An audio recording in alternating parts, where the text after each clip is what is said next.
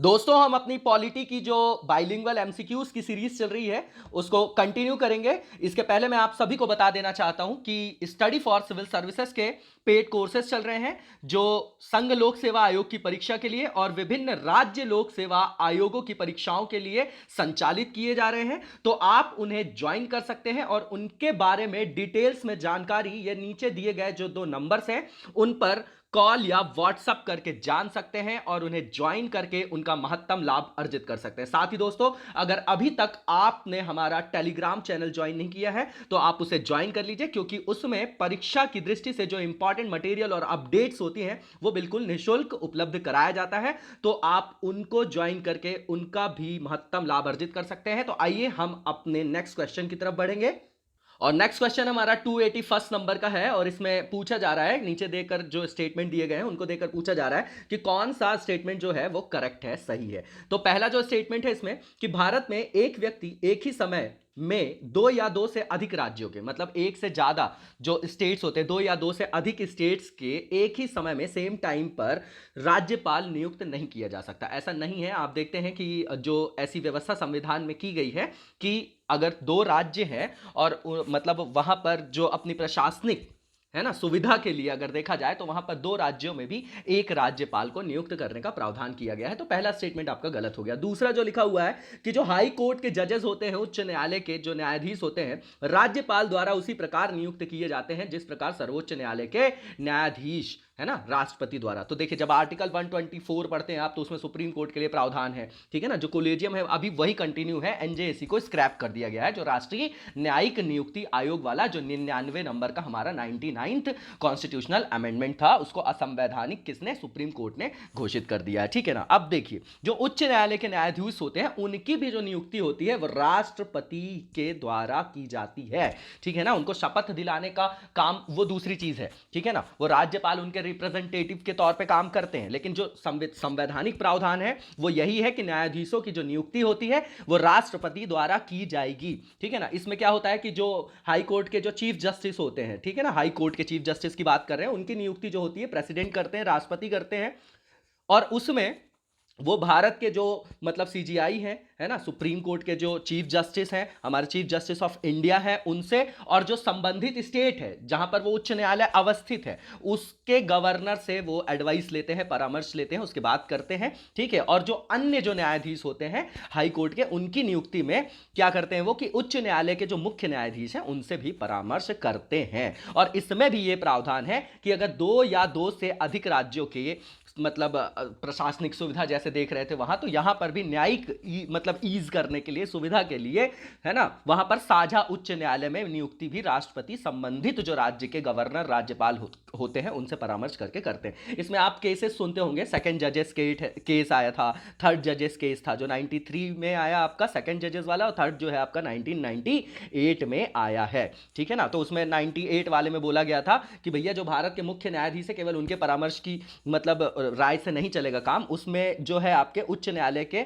न्यायाधीशों की नियुक्ति के संदर्भ में मुख्य न्यायाधीश के 2 वरीयतम न्यायाधीशों से भी परामर्श करना चाहिए। तो ज्यादा डिटेल में नहीं जाएंगे, ठीक है ना। तो दूसरा जो स्टेटमेंट है इसीलिए गलत है, क्योंकि यहां लिखा गया था राज्यपाल, जो उनकी जो नियुक्ति है वो राष्ट्रपति द्वारा ही की जाती है, वो उनसे परामर्श लेते हैं, वो बात अलग है, ठीक है ना। तो ये जो है आपका गलत है जो दूसरा है। और वैसे भी प्रोसीजर आप दोनों जगह देखेंगे तो बिल्कुल सेम तो मिलेगी नहीं, है ना। हालांकि कोलेजियम प्रणाली है, ठीक है ना, लेकिन उसके अंदर की जो व्यवस्था है वो भिन्न है। तो दोनों स्टेटमेंट गलत है। तीसरा जो है कि भारत के संविधान की अगर हम बात करें तो जो राज्यपाल हैं उनको उनके पद से हटाने के लिए है ना कोई भी प्रावधान का, किसी प्रक्रिया का निर्धारण नहीं किया गया। मतलब प्रक्रिया मतलब प्रोसीजर जो है ना, रिमूवल ऑफ अ गवर्नर जो है वो नहीं दर्शाई गई है किसमें, हमारे संविधान में। तो बिल्कुल ठीक बात है, इस तरीके के किसी भी मतलब हटाने की प्रक्रिया का नहीं है ना प्रावधान। इसीलिए आप देखते हैं कि जब सरकारें बदल जाती हैं तो गवर्नर्स के ट्रांसफर हो जाते हैं, तो फिर उनको बोला जाता है कि भैया गवर्नर का जो पद है वो तो राजनीतिक लाभ के लिए मतलब उपयोग किया जा रहा है, ये गलत है। तो वो हमेशा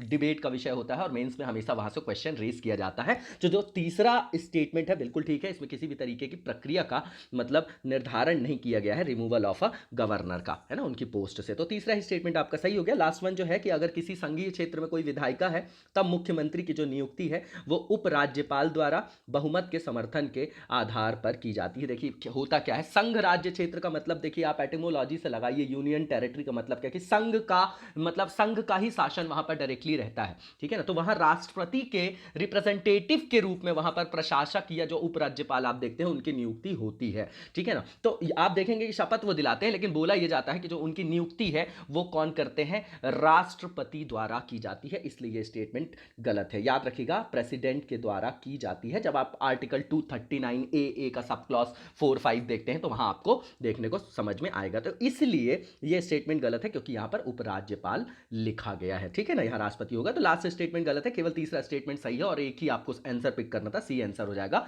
नेक्स्ट क्वेश्चन देखेंगे, इसमें यह लिखा गया है कि जो भारत में जो कॉन्स्टिट्यूशन के लिए मतलब कॉन्स्टिट्यूशन को फ्रेम करने के लिए जो आपकी संविधान सभा बनी थी, कॉन्स्टिट्यूएंट असेंबली बनी थी, है ना, तो उसमें प्रांतों से जो सदस्य थे, है ना, संविधान सभा के सदस्य, उनके संदर्भ में यहां पर स्टेटमेंट पहला ये कि उनको डायरेक्टली इलेक्टेड किया गया था, सीधे निर्वाचित किए गए थे, ठीक है ना। पहला जो स्टेटमेंट है आपका, ठीक है, कि उनको राज्यों के लोगों द्वारा सीधे निर्वाचित किया गया था। दूसरा लिखा है कि भारतीय राष्ट्रीय कांग्रेस और मुस्लिम लीग जो थी उसके द्वारा नॉमिनेटेड किया गया था। तो भैया नॉमिनेशन का तो कोई मतलब सवाल ही नहीं उठता। पहला भी गलत है कि राज्यों के लोगों द्वारा सीधे निर्वाचित, तो पहला भी गलत और दूसरा भी।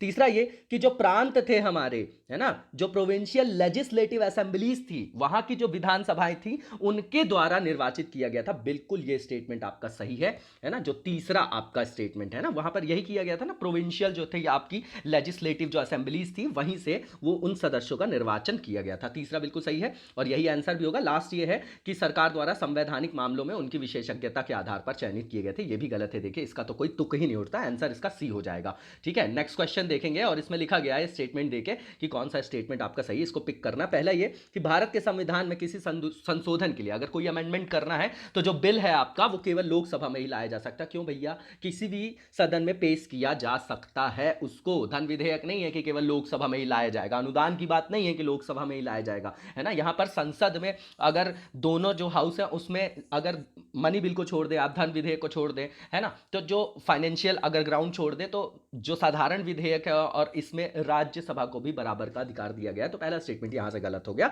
दूसरा जो है कि कोई अगर ऐसा कोई संविधान में संशोधन किया जा रहा है जिससे संघीय स्वरूप में क्या आ रहा है, परिवर्तन आ रहा है, जो आप कोऑपरेटिव फेडरलिज्म की बात करते हैं, फेडरलिज्म की बात करते हैं, मतलब जो भी परिवर्तन हो रहा है उससे राज्यों पर प्रभाव पड़ता है, तो केंद्र राज्य संबंध, तो संघीय स्वरूप में अगर किसी तरीके का परिवर्तन लाने के लिए कोई उद्देश्य से संविधान संशोधन बिल लाया गया है तो उस संशोधन को भारत के सभी राज्यों की विधायिकाओं द्वारा भी अनुसमर्थित कराना पड़ता है ना। तो वो आधे से अधिक मतलब आधे राज्यों का प्रावधान किया गया, यहां पर लिख दिया गया कि सभी राज्यों की विधायिकाओं द्वारा भी अनुसमर्थित कराना होगा। तो देखिए दोनों के दोनों स्टेटमेंट आपके यहां पर गलत हैं और कोई नहीं होगा इसमें, है ना, नन इसका आंसर होगा जो कि डी में है। नेक्स्ट क्वेश्चन देखेंगे। देखिए अटॉर्नी जनरल पे ये क्वेश्चन फ्रेम है जो आर्टिकल 76 में लिखा गया है और एडवोकेट जनरल के लिए इसमें 11 माइनस कर दीजिए आप और 100 बढ़ा दीजिए, क्योंकि राज्य का प्रावधान 152 के बाद से देखते हैं आप, है ना, जो सीएजी के बाद से देखते हैं 151 के बाद से, तो इसमें आप माइनस करेंगे तो कितना हो जाएगा, जो आपका 65 आ जाएगा और 100 आप जोड़ दीजिए, तो 165 में एडवोकेट जनरल हैं जो आपके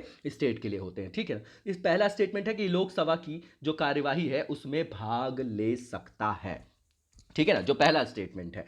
तो बिल्कुल सही बात है, ये भाग ले सकते हैं कार्यवाही में, ठीक है ना, अगर संसद में कोई कार्यवाही चल रही है तो उसमें भाग ले सकते हैं ये, ठीक है। और जो दूसरा स्टेटमेंट है कि ये किसी अगर कोई समिति, जो संसदीय समिति वगैरह आप सुनते हैं, एडहॉक होती है, परमानेंट होती है, मतलब तदर्थ होती है, स्थायी होती है ना, समितियां आप सुनते होंगे, समितियों के माध्यम से ही तो संसद जो है वो संसदीय क्या एक तरीके से जवाबदेहिता और उसका नियंत्रण जो है वो कार्यपालिका पर स्थापित करती है। यही तो है अपना संसदीय लोकतंत्र जो है, पार्लियामेंट्री डेमोक्रेसी में यही सिस्टम देखते हैं हम। तो वो समिति का सदस्य हो सकता है वो, ठीक है ना, लेकिन जो वोटिंग वाला राइट्स है उनका, अगर किसी सदन में वो बैठे हैं तो उनको वोटिंग राइट्स नहीं होता, ये याद रखिएगा, यही क्रक्स है इसका। जब आर्टिकल 88 वगैरह आप पढ़ते होंगे तो वहां पर देखते होंगे कि जो संसदीय जो सदस्य हैं और जो ये सब है महान्यायवादी वगैरह हैं, तो उनके संदर्भ में वहां उनकी शक्तियों का उल्लेख किया गया है, ठीक है ना। तो ये लोकसभा में बोल भी सकते हैं, समिति के सदस्य भी हो सकते हैं, कार्यवाही में भाग ले सकते हैं, लेकिन वहां वोटिंग नहीं कर सकते हैं। जो चौथे स्टेटमेंट में लिखा है कि लोकसभा में मत डाल सकते, भैया कहीं मत नहीं डाल सकते। तो बस चौथा स्टेटमेंट जो है आपका गलत है, बाकी तीनों आपके स्टेटमेंट सही है, तो इसका आंसर आपका सी हो जाएगा 1 2 3। नेक्स्ट क्वेश्चन देखेंगे और इसमें लिखा गया है कि अपने संविधान में मतलब कॉन्स्टिट्यूशन में किन जो नीचे आपकी बॉडीज दी गई हैं उनका उल्लेख नहीं, मतलब ये पूछा जा रहा है कि भैया संवैधानिक जो कॉन्स्टिट्यूशनल बॉडी है, ठीक है ना, वो नीचे में से कौन सी नहीं है। तो देखिए एनडीसी की बात करेंगे, है ना, जैसे प्लानिंग कमीशन है आपकी, एनडीसी है, तो ये तो दोनों की दोनों आपकी क्या है, संवैधानिक नहीं है, इनको तो एक कैबिनेट के निर्णय से लाया गया है, तो दोनों आप हटा दीजिए। तीसरा जो क्षेत्रीय परिषदें जिसको जोनल काउंसिल बोलते हैं, वो आया था आपका 1956 का जो स्टेट रीऑर्गेनाइजेशन एक्ट था, जो राज्य पुनर्गठन जो आपका एक्ट लाया गया था 1956, उसके तहत लाया गया है। फिर 1971 में भी आप देखते हैं कि नॉर्थ ईस्ट वाला वो देखते हैं ना, जोनल काउंसिल जो आपका नॉर्थ साउथ ईस्ट वेस्ट और एक सेंटर वाला 5 में भाग के बना, मतलब 5 भागों में विभाजित करके बनाया गया, तो वो भी क्या है, एक्ट के थ्रू लाया गया। तो एक्ट के थ्रू लाए तो किसी विधि से लाए, इसीलिए उसका नाम क्या है, वैधानिक, है ना, मतलब वो विधिक निकाय है ना, विधि के द्वारा लाया गया, लेकिन संविधान में उल्लेख नहीं। संविधान वाली कैसी हो जाएगी बॉडी, जो आप देखते हैं आर्टिकल 280 में फाइनेंस कमीशन, यूपीएससी, है ना, और उसके अलावा इलेक्शन कमीशन, ये सब क्या है, संवैधानिक संस्थाएं होगी, संवैधानिक निकाय होंगे। तो तीनों के जो तीनों हैं इनका उल्लेख आपका संविधान में नहीं है, मतलब ये संवैधानिक जो है कॉन्स्टिट्यूशनल बॉडी नहीं है, ठीक है ना। तो इसका आंसर आपका 285 का डी हो जाएगा ऑल, ठीक है ना। और नेक्स्ट क्वेश्चन देखेंगे हम, 286 नंबर का हमारा क्वेश्चन है और इसमें पूछा जा रहा है कि अगर संसद जो है अंतरराष्ट्रीय संधियों को, है ना, अब ध्यान दीजिएगा, इंटरनेशनल जो ट्रीटीज की बात कर रहे हैं, अगर उनको लागू करने के लिए अगर कोई संबंध में, उस संबंध में कोई प्रावधान लाती है, कोई बिल लाती है या कोई करार में वो साइन करती है ना, तो उसको अंतिम रूप देती है, तो उसमें भारत के किसी भी भूभाग के लिए वो कानून बना सकती है। तो उसमें स्टेटमेंट है कि राज्यों की सहमति लेकर, यहां पर राज्यों की सहमति लेने की बिल्कुल जरूरत नहीं है। आर्टिकल 253 वगैरह आप देखते होंगे जब केंद्र राज्य संबंध पढ़ते हैं, तो ये जो है वो सेंटर का, केंद्र का क्या है, मतलब संसद का क्या है, वो डोमेन है, उसमें राज्यों की व्यवस्था नहीं है कि भैया ऐसे। तो आप देखेंगे कि बांग्लादेश और इंडिया के बीच में जो इंक्लेव वाला जो एग्रीमेंट हुआ, अगर उसमें आप देखेंगे तो अगर वहां की अगर रीजनल गवर्नमेंट अपोज कर रही तब तो वो हो ही नहीं पाएगा ना वहां पर एग्रीमेंट। तो वहां पर क्या किया गया है, अंतरराष्ट्रीय संधियों के लिए, उसके लिए जो है संसद को प्राधिकृत किया गया है, संविधान से उसको शक्ति प्रदान की गई है। तो राज्यों की सहमति का वहां कोई भी प्रावधान नहीं है, पहला गलत। दूसरा यह कि अधिकतर राज्यों की सहमति ये होगा ही नहीं। तीसरा यह कि संबंधित राज्य की सहमति बिल्कुल नहीं है। लास्ट ये है कि बिना किसी राज्य की सहमति के लिए, वही कि ये संसद का क्या है, स्पेसिफिक डोमेन है, विशेषीकृत प्राधिकार है। तो इसका आंसर आपका 286 का डी हो जाएगा। नेक्स्ट क्वेश्चन देखेंगे, इसमें लिखा गया है, पेसा एक्ट की बात कर रहे हैं भैया, ये पंचायत एक्सटेंशन वाला जो आपका शेड्यूल जो आप एक्ट पढ़ते हैं 1996 में लाया गया था। ये दरअसल आप देखेंगे तो जो 5th शेड्यूल पढ़ते हैं, जो 5वीं अनुसूची है ना, उसमें जो क्षेत्र आते हैं वो इसमें सम्मिलित होते हैं, ठीक है ना। तो उसी के संदर्भ में यहां पर लिखा गया है कि इसका उद्देश्य क्या था, है ना। तो उसके बारे में पूछा कि भैया उद्देश्य के रूप में क्या चिन्हित नहीं है, मतलब जो उद्देश्य नहीं है उसको यहां पर आइडेंटिफाइड करना है। तो पहला ये कि स्वशासन प्रदान करना, दूसरा ये कि पारंपरिक अधिकारों को मान्यता देना, अधिकारियों लिखा है, ये रिकॉग्नाइज करना है इनको, ट्रेडिशनल राइट्स की बात कर रहे हैं ये, है ना, रूढ़िगत तो पारंपरिक अधिकार जो है, क्योंकि क्या बोला जाता है कि भैया जो वहां के लोग हैं उनका ही वहां के संसाधनों पर क्या है,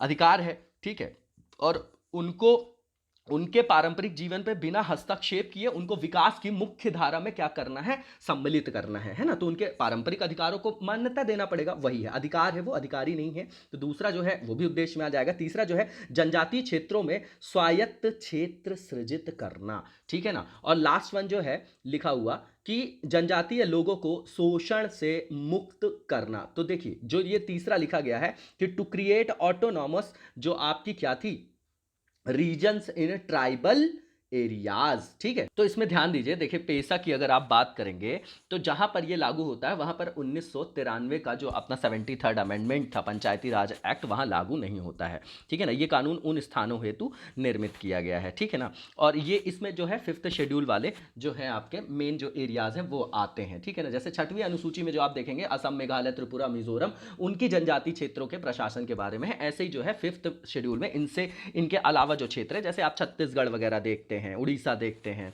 है ना, इन स्थिति में मतलब इन जगहों में स्थिति भी बहुत खराब है, इसलिए इसकी आलोचना भी होती है। इसका जो मेन आधार था इसको लागू करने का, वो जनजातीय जीवन जो है, उन जीवन पद्धति है जो उनकी संस्कृति है, उनके परिरक्षण के लिए किया गया है। और इसमें ग्राम सभा को बहुत विशेष शक्तियां प्रदान की गई है। यहाँ पर जनजातीय परंपराएं, संस्कृति, सामुदायिक संसाधन और विवादों के निपटारों के लिए क्या किया गया है, परंपरागत जो तरीके हैं उनके संरक्षण की जिम्मेदारी भी दी गई है ग्राम सभा को। और सोशियो इकोनॉमिक जो डेवलपमेंट के लिए जो योजनाएं वगैरह भी होती हैं उसको भी अंतिम सहमति यहाँ पर ग्राम सभा देती है। और ये गरीबी उन्मूलन और अन्य कार्यक्रमों के जो संदर्भ में लाभान्वित जो होते हैं, बेनिफिशियरीज जो होते हैं, उनका चयन भी ग्राम सभा करती है। तो इसमें ऐसा कुछ नहीं कि स्वायत्त क्षेत्र सृजित करना है ना, मतलब उनको उनके विकास को उनके ही तरीके से क्या करना है, प्रोत्साहित करना है, वो है। इसलिए जो है तीसरा जो है इसमें से नहीं होगा। बाकी जो पहला स्वशासन प्रदान करना, ग्राम सभा को बहुत पावरफुल बनाया गया, पारंपरिक अधिकारों की बात है, और जनजाति लोगों को शोषण से मुक्त करना, क्योंकि उनके जो अधिकार हैं उनको हमने क्या कर दिया, रिकॉग्नाइज कर दिया है ना। तो इसका आंसर आपका सी होगा, क्योंकि नहीं पूछा था, है ना, ऑटोनॉमस की बात नहीं है यहां पर। ठीक है, तो नेक्स्ट क्वेश्चन देखेंगे, और इसमें लिखा गया है कि जो अभी अपन बात करते हैं कि जो हमारे यहाँ भाषाएं हैं उसमें कौन सा जो उपर्युक्त भाषा है, उसमें जो भाषाएं हैं वो कौन सी क्लासिकल जो भाषा होती है उसको घोषित किया गया है, मतलब क्लासिकल भाषा के रूप में उसको घोषित किया गया है। तो गुजराती लिखा है, कन्नड़ लिखा है, और आपका क्या लिखा है, तेलुगु लिखा हुआ है। तो देखिए कन्नड़ और तेलुगु जो है वो हाई है, और आपने देखा कि अभी लेटेस्ट जो शामिल हुई है वो उड़िया है, लेकिन गुजराती जो है वो आपकी क्लासिकल लैंग्वेजेस के अंदर नहीं सम्मिलित की गई है। तो गुजराती को एलिमिनेट कर दीजिए, है ना, और बाकी सेकंड और थर्ड है, तो इसका आंसर आपका सी हो जाएगा। ठीक है ना, कन्नड़ और तेलुगु, है ना, इनके लिए जो क्या प्रावधान है वो तो आप लोगों ने सब पढ़ रखा होगा। ठीक है, नेक्स्ट क्वेश्चन देखेंगे, और इसमें यह बताना है कि जो हमारे यहाँ जो पार्लियामेंट्री कमिटीज़ होती है उसमें जो सबसे बड़ी संसदीय समिति है, पार्लियामेंट्री कमेटी, कौन सी है। तो देखिए ये याद रखिएगा, ये एस्टीमेट कमेटी होती है। कौन सी होती है, ये एस्टीमेट कमेटी होती है। और इसमें लगभग जो सदस्य होते हैं, लगभग क्या, बिल्कुल एक्यूरेट जो सदस्य हैं आपके, वो 30 होते हैं। कितने होते हैं, 30 होते हैं, 30 होते हैं। ठीक है ना, और इसमें जो है सारे के सारे जो मेंबर्स होते हैं, ये इसका विशेष मतलब फीचर है कि ये लोकसभा से ही होते हैं, वहाँ राज्यसभा के कोई मेंबर नहीं होते हैं एस्टीमेट कमेटी में, है ना, जो आप देखते हैं। तो इसमें देखिए लोक लेखा समिति, ये तो 15 + 7 है ना, लोकसभा और राज्यसभा 22 है। ठीक है ना, सरकारी उपक्रम समिति भी आप देखेंगे, याचिका समिति भी देखेंगे। जो सबसे बड़ी कमेटी है वो प्राक्कलन समिति, जिसको एस्टीमेट कमेटी बोलते हैं, 30 मेंबर्स होते हैं, सारे सारे लोकसभा से होते हैं। और 289 का इसीलिए जो आंसर है बिल्कुल कंटेक्चुअल है, वो आपका क्या हो जाएगा, बी हो जाएगा। ठीक है ना। नेक्स्ट क्वेश्चन है हमारा, और इससे पूछा जा रहा है कि जो सेल्स टैक्स लिया जाता है जब आप कोई टूथपेस्ट वगैरह खरीदते हैं, है ना, तो जब टूथपेस्ट खरीदते हैं तो उसमें जो सेल्स टैक्स लगता है उसका जब आप भुगतान करते हैं वो किस प्रकार का कर है, उसके बारे में लिखा है। पहला लिखा है कि ये जो है इंपोज किया जाता है किसके द्वारा, सेंट्रल गवर्नमेंट के द्वारा। बिल्कुल गलत है, केंद्र सरकार नहीं, इसको राज्य सरकार ही लगाती भी है और उसको संग्रहण भी करती है, मतलब आरोपित करना और संग्रहित करना, मतलब कलेक्शन भी और इंपोजिशन भी, है ना। इंपोज एंड कलेक्शन जो है वो किसके द्वारा किया जाता है, tax impose and collected by the state government, जो कि आपका डी में लिखा गया है ना। दूसरा जो ऑप्शन देखेंगे आप कि फिर केंद्र सरकार की बात आ गई, है ना, कि केंद्र सरकार इसको लगाएगी लेकिन जो उसका संग्रहण है राज्य सरकार, ये भी गलत है। तीसरा ये कि राज्य सरकार इसको इंपोज करती है लेकिन इसका कलेक्शन जो है सेंट्रल गवर्नमेंट, ये तो होगा ही नहीं। ठीक है, लास्ट वन जो लिखा है बिल्कुल सही है कि स्टेट गवर्नमेंट ही इसको, इस टैक्स को इंपोज भी करती है और कलेक्शन भी करती है उसका। तो डी इसका आंसर हो जाएगा, जो कि आपका 290 के डी में दिया गया है। तो 290 का जो आपका आंसर है वो डी है। नेक्स्ट क्वेश्चन देखेंगे हम, और इसमें पूछा जा रहा है कि भैया ऐसी कौन सी आपकी शेड्यूल है भारतीय संविधान में, अनुसूची है, जिसमें एंटी डिफेक्शन जो है आपका उसके संदर्भ में प्रावधान किया गया है। दल बदल विरोधी जो आपका विषयक संबंधी उपबंध है किसमें, तो आपको मैंने बताया था कि 10वीं अनुसूची में है, ये 52nd अमेंडमेंट से जोड़ा गया था।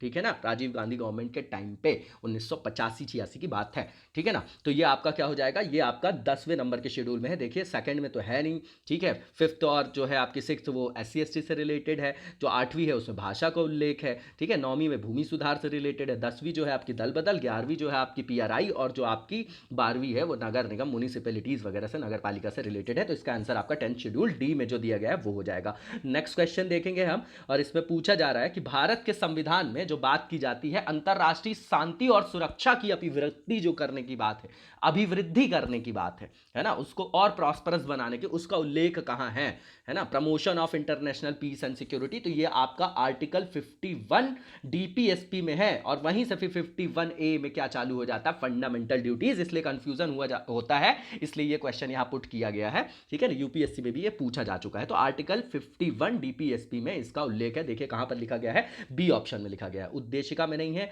ये आपका फंडामेंटल ड्यूटीज में नहीं है, 9 शेड्यूल में नहीं है, ये आपका डीपीएसपी में है, जो कि बी है, राज्य के नीति निदेशक तत्वों में, तो आंसर आपका बी हो जाएगा। नेक्स्ट क्वेश्चन देखेंगे, और इसमें लिखा हुआ है कि जो भारत में योजना से संबद्ध कौन कौन सी, इसमें नीचे जो दी गई हैं बॉडीज, उसमें से कौन कौन सी सम्मिलित है। तो पहला लिखा है वित्त आयोग। देखिए वित्त आयोग जो है योजना से संबंधित नहीं है, वो तो जो रेवेन्यू आता है, जो भैया जो आगत है, जो टैक्स है, उसका बंटवारा किस तार्किक आधार पर है ना किया जा सके, जिससे सभी को समुचित लाभ मिल सके, जैसे केंद्र और राज्य है ना, केंद्र और राज्य के बीच में है ना, जो आर्टिकल 280 में आप पढ़ते हैं। तो ये तो है नहीं, आप पहले को एलिमिनेट कर दीजिए, ठीक है ना, वैसे भी आप पहले को एलिमिनेट कर देते तो आपको आंसर मिल जाता। इसका जो आंसर होगा ये ओनली 2 और 5 होगा, और ये यूपीएससी के प्रीवियस ईयर का क्वेश्चन, बहुत अच्छा क्वेश्चन। दूसरा भी देखिए एनडीसी लिखा है, ये बिल्कुल योजना से संबद्ध थी, है ना, बिल्कुल संबद्ध है ये। और तीसरा लिखा है कि आपका जो ग्रामीण विकास मंत्रालय, रूरल डेवलपमेंट जो मिनिस्ट्री है ना, और जो आपकी अर्बन डेवलपमेंट मिनिस्ट्री है, फोर्थ में लिखा, तो ये दोनों तो होगी नहीं, है ना। और संसद है जो कहीं ना कहीं योजना से सीधे संबद्ध है ना, तो एनडीसी और संसद, इसका आंसर आपका सी 2 और 5 हो जाएगा, ठीक है। नेक्स्ट वन देखेंगे हम क्वेश्चन, और इसमें लिखा गया है कि मंत्रिमंडलीय जो आपकी सचिवालय होता है, जो कैबिनेट जो आपका सेक्रेटरीट है ना, पीएम से मतलब डायरेक्ट आप सेंटर को उससे रिलेट करिए, जैसे स्टेट में चीफ मिनिस्टर और आप चीफ सेक्रेटरी की बात करते हैं ना, मुख्य सचिव की, वैसे वहाँ पर है ना सबसे बड़ी पोस्ट है। आप लोगों में से भी कई लोग बनेंगे, ठीक है ना, जो तैयारी कर रहे होंगे, सबसे पीक है ये आपका, है ना, आईएएस बनने के बाद सबसे ऊंचा है ये आपका ओहदा। तो पहला लिखा है कि इसके कार्यों के संदर्भ में, कि पहला ये कि मंत्रिमंडल की जो बैठकें होती हैं जो उनकी, है ना, उसके लिए कार्यसूची तैयार करना, मतलब एजेंडा जो है वो ये रेडी करते हैं, ये बिल्कुल ठीक बात है। दूसरा ये कि जो मंत्रिमंडलीय समितियां होती हैं उसमें सचिवालय जो सब सहायता, इसीलिए तो भैया बनाया गया है सचिवालय, है ना, उनको जो है आप हर जगह देखेंगे तो एक जगह आपके संसदीय प्रतिनिधि होंगे, तो उन्हीं के पैरेलल जो डेजिग्नेशन में आपके कौन होंगे, कार्यपालिका के भी लोग होते, उसी की बात कर रहे हैं। तो भैया इनका तो काम ही यही है, तो ये कैबिनेट कमिटीज जो होती हैं उनको जो है सचिवालय की सहायता, सेक्रेटरियल जो असिस्टेंस होता है वो प्रोवाइड करते हैं, बिल्कुल सही है। लास्ट वन लिखा हुआ है कि मंत्रालयों को वित्तीय संसाधनों का आवंटन, इन सबसे इनका लेना देना नहीं है, ठीक है ना। तो तीसरा स्टेटमेंट जो है वो गलत है, पहले दोनों जो स्टेटमेंट है वो सही है, इसका आंसर आपका सी 1 और 2 हो जाएगा। नेक्स्ट क्वेश्चन देखेंगे, और इसमें पूछा जा रहा है कि संवैधानिक सरकार वह है ना, यहाँ पे स्टेटमेंट दिए गए हैं, बताना कौन सा सही है ना। कॉन्स्टिट्यूशनल गवर्नमेंट की बात कर रहा है। पहला यह कि जो राज्य की सत्ता के हित में व्यक्ति की स्वतंत्रता पर प्रभावकारी प्रतिबंध लगाती, तब तो वो निरंकुशता हो गई भैया, वो ऑटोक्रेसी हो गई। जब संवैधानिक सरकार की बात आई, है ना, जब संवैधानिकता की बात आती है, तो जिस संविधान से उस राज्य को, मतलब सरकार को, राज्य को, सरकार को शक्ति प्रदान होती, उसी संविधान के माध्यम से उनकी शक्तियों पर क्या मतलब प्रतिबंध लगाने का भी प्रावधान होता है, उसी को बोला जाता है संविधानवाद, कॉन्स्टिट्यूशनलिज्म। मतलब क्या होता है, जैसे आपको फंडामेंटल राइट्स मिला हुआ है, तो ये क्या है, ये राज्य के मतलब जो सरकार है उसके मतलब प्रावधानों के अंतर्गत, उनके विरोध में आपके दावे हैं, है ना, जो आपको संविधान से प्राप्त है। तो आपके ऊपर प्रतिबंध नहीं, सरकार के ऊपर जो है उस तरीके से प्रतिबंध लगाया जाता है कि वहां के नागरिकों के समुचित विकास में किसी भी तरीके की बाधा ना आए, उनसे संदर्भित जो मतलब प्राकृतिक अधिकार है, मौलिक अधिकार है, वो उनको प्रावधान जो है उनको बनाकर उनको अवेल कराया जाए, ठीक है ना। तो पहला स्टेटमेंट तो यहां से उल्टा लिखा है कि भैया राज्य की सत्ता के हित में व्यक्ति की स्वतंत्रता पर प्रभावकारी प्रतिबंध लगाएं, बिल्कुल गलत है ये पहला स्टेटमेंट। दूसरा यह है कि जो व्यक्ति की स्वतंत्रता के हित में राज्य की सत्ता पर प्रभावकारी प्रतिबंध लगाती, इसको बिल्कुल आप एग्जाम्पल से, फंडामेंटल राइट से कनेक्ट करके देखिएगा, ये संविधानवाद की भी बात है ना, डायरेक्टली भी क्वेश्चन आता है इसमें कि कॉन्स्टिट्यूशनलिज्म क्या है। तो ओनली सेकंड जो है स्टेटमेंट वो सही है, और इसका आंसर आपका बी हो जाएगा, है ना, 295 का आंसर आपका बी हो जाएगा, ओनली 2। नेक्स्ट क्वेश्चन देखेंगे, और यहां पे बात की जा रही है कि जो राज्य के राज्यपाल होते हैं उनके जो विवेकाधीन शक्तियां हैं उनके संदर्भ में स्टेटमेंट है, और बताना है कि कौन सा स्टेटमेंट आपका सही है। तो जो पहला स्टेटमेंट है इसमें देखिए, उसमें लिखा हुआ है, तो पहला स्टेटमेंट इसमें लिखा गया है, जो गवर्नर की बात कर रहे हैं अपन कि भैया उनकी विवेकाधीन जो शक्तियां हैं, विवेक के अधीन जो शक्तियां हैं, डिस्क्रेशनरी जो पावर्स हैं। तो पहला स्टेटमेंट है कि जो राष्ट्रपति होते हैं उनके संदर्भ में, राष्ट्रपति शासन अधिरोपित करने के लिए किसी राज्य विशेष के संदर्भ में जो रिपोर्ट भेजी जाती है वो राज्यपाल के द्वारा भेजी जाती है। बिल्कुल सही बात है। जो आर्टिकल 356 में आप देखते हैं कि कॉन्स्टिट्यूशनल जो फेल्योर हो चुका है, संवैधानिक जो तंत्र है आपका संवैधानिक, वो अगर विफल हो जाता है ना, तो उसके संदर्भ में जो रिपोर्ट भेजी जाती है संबंधित राज्य के, वो राज्यपाल के द्वारा भेजी जाती है। तो ये उसके विवेकाधिकार के अंतर्गत आता है। ठीक है ना, पहला स्टेटमेंट आपका बिल्कुल सही। दूसरा ये कि मंत्रियों की नियुक्ति करना, तो ऐसा नहीं है। जब आप वहां पर देखेंगे कि जब आप आर्टिकल पढ़ते हैं, जब आप 164 पढ़ेंगे, आप वहां पर देखेंगे तो वहां पर लिखा गया है कि जो मंत्रियों की नियुक्ति है वो कौन, राज्यपाल के द्वारा की जाएगी, लेकिन किसके संदर्भ में की जाएगी, जो चीफ मिनिस्टर की सलाह पे ही की जाती है उनके मंत्रियों की नियुक्ति। तो दूसरा जो है ये इनका विवेकाधीन नहीं है। अगर ऐसा हो जाए तब तो फिर वैसे भी बोलते हैं कि सेंटर का एजेंट है राज्यपाल, तब तो फिर हो गया खेल। जो सेंटर में बैठी है सरकार, फिर वही आपकी वहीं पर अपनी ही सरकार को वहां पर क्या करेगी,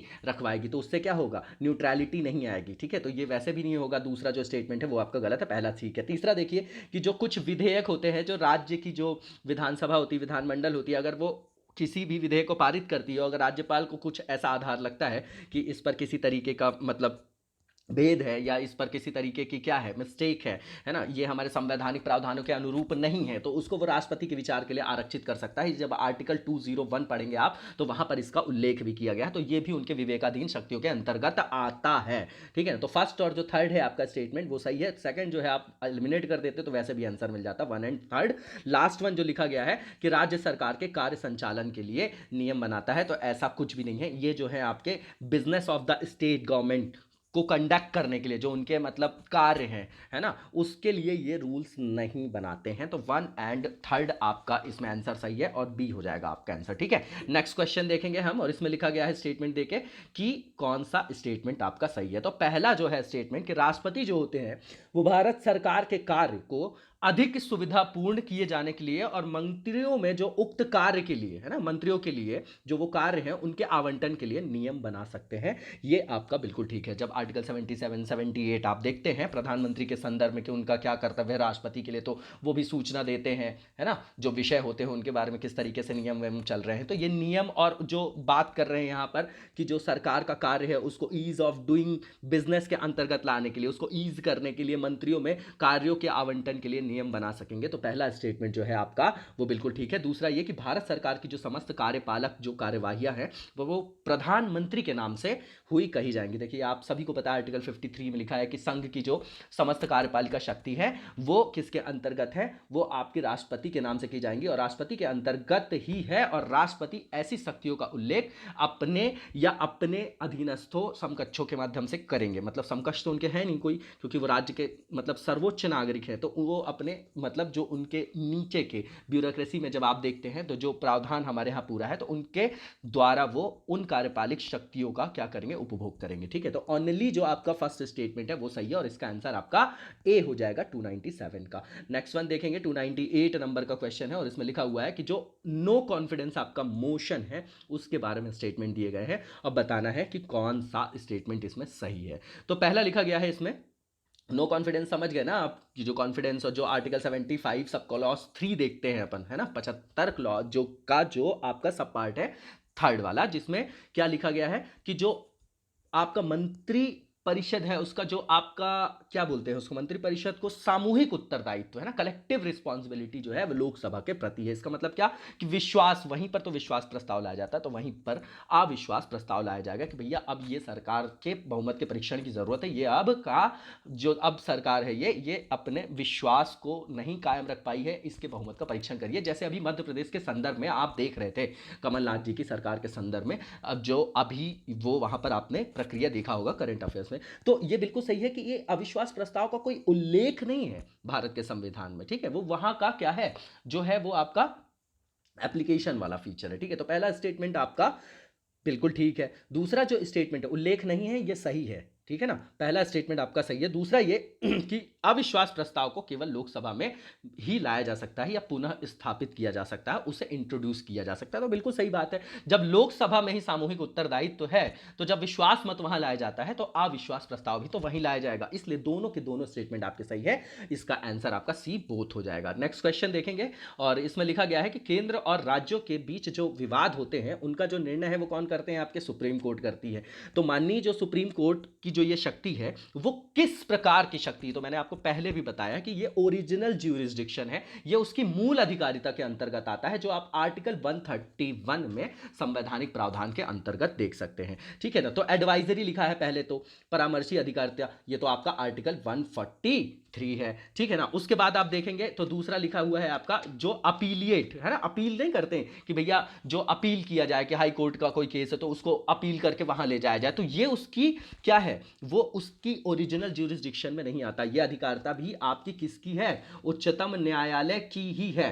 ठीक है ना, और ये जो दांडिक विषयों के संदर्भ में जो अपील की बात है उसकी बात है आपकी आर्टिकल 134 में, और आर्टिकल 133 में देखेंगे आप तो जो सिविल विषय होते हैं उनसे संदर्भित जो अपील की जाती है उसकी अधिकारिता है आपकी। ठीक है ना, उच्च न्यायालयों से जो आते हैं वहीं से तो आएंगे ना, अपील वहीं जाएगी, हाई कोर्ट से सुप्रीम कोर्ट में गई होगी, है ना। और कुछ मामलों में उच्च न्यायालयों से अपीलों में उच्चतम न्यायालय की कुछ और भी अपीलीय अधिकारिता है। तो 132, 133, 134 में इसकी बात की गई है। और 134 सब क्लॉज ए की बात करेंगे तो वहां पर डायरेक्टली लिखा गया है कि भैया certificate for appeal to the supreme court, उच्चतम न्यायालय में अपील के लिए प्रमाण पत्र। तो ये जो है आपका, ये आपका सेकंड नंबर वाला नहीं होगा। ठीक है ना, और तीसरा जो है ओरिजिनल ज्यूरिसडिक्शन जो आपका आर्टिकल 131 में है, इसी के अंतर्गत केंद्र और राज्यों के संदर्भ में जो विवाद होते हैं और राज्य राज्यों के बीच में जो होते हैं वो भारत के उच्चतम न्यायालय की ओरिजिनल ज्यूरिसडिक्शन के अंतर्गत आता है। लास्ट में लिखा है रिट अधिकारिता के संदर्भ में, तो रिट विट तो आप जानते हैं कि आर्टिकल 32 में आपका सुप्रीम कोर्ट वाला और 226/226 जो है वहां से हाई कोर्ट क्या करती है, जारी करती है रिट। तो ये जो केंद्र और राज्य के बीच विवाद का निर्णय सुप्रीम कोर्ट सुनाती है, वो उसकी जो शक्ति उनको संविधान से प्रदत्त की गई है वो मूल अधिकारिता के अंतर्गत आती है, ओरिजिनल ज्यूरिसडिक्शन, इसलिए इसका आंसर आपका सी हो जाएगा। नेक्स्ट क्वेश्चन देखेंगे कि भारत के जो सुप्रीम कोर्ट में जजेस की जो संख्या है, नंबर है, ठीक है ना, उसमें वृद्धि करने की शक्ति जो है किसमें निहित है। तो भैया आपको पता है संसद ही विधि की सर्वोच्च संस्था है, वही विधि बनाती है, तो उनके अंतर्गत ही ये जो है आपकी शक्ति निहित है। ठीक है ना, इस पर कंफ्यूज मत होइएगा कि प्रेसिडेंट ऑफ इंडिया, वो तो सारी जो कार्य होते हैं उनके नाम से होते हैं, लेकिन जो ये प्रावधान है वो तो संसद में ही लाके बनाया जाएगा ना। जैसे आप देखेंगे न्यायाधीशों की संख्या बढ़ी हुई है, रेगुलर आप देखेंगे 1956 के बाद 3 बार बढ़ी हुई है, मतलब 56 में, फिर तब अब आप देखेंगे कि 30 और +1 का प्रावधान कर दिया गया है। तो इस तरीके से जो नंबर्स जो बढ़े हैं, है ना, न्यायाधीशों की संख्या, तो उसमें जो महत्वपूर्ण भूमिका है, जो मेन जो पावर दी गई है वो संसद को दी गई है। ठीक है ना, तो जो बी में दिया गया है संसद, वही इसका आंसर भी होगा। प्रेसिडेंट भी नहीं होगा, सीजेआई तो होंगे ही नहीं, और लॉ कमीशन का कोई भी तुक नहीं उठता, कोई भी उसका आधार नहीं है। आंसर इसका बी, आपका उत्तर बी हो जाएगा, संसद पार्लियामेंट। नेक्स्ट क्वेश्चन देखेंगे कि जो भारत में जो संविधान में राज्य के नीति निर्देशक तत्वों के बारे में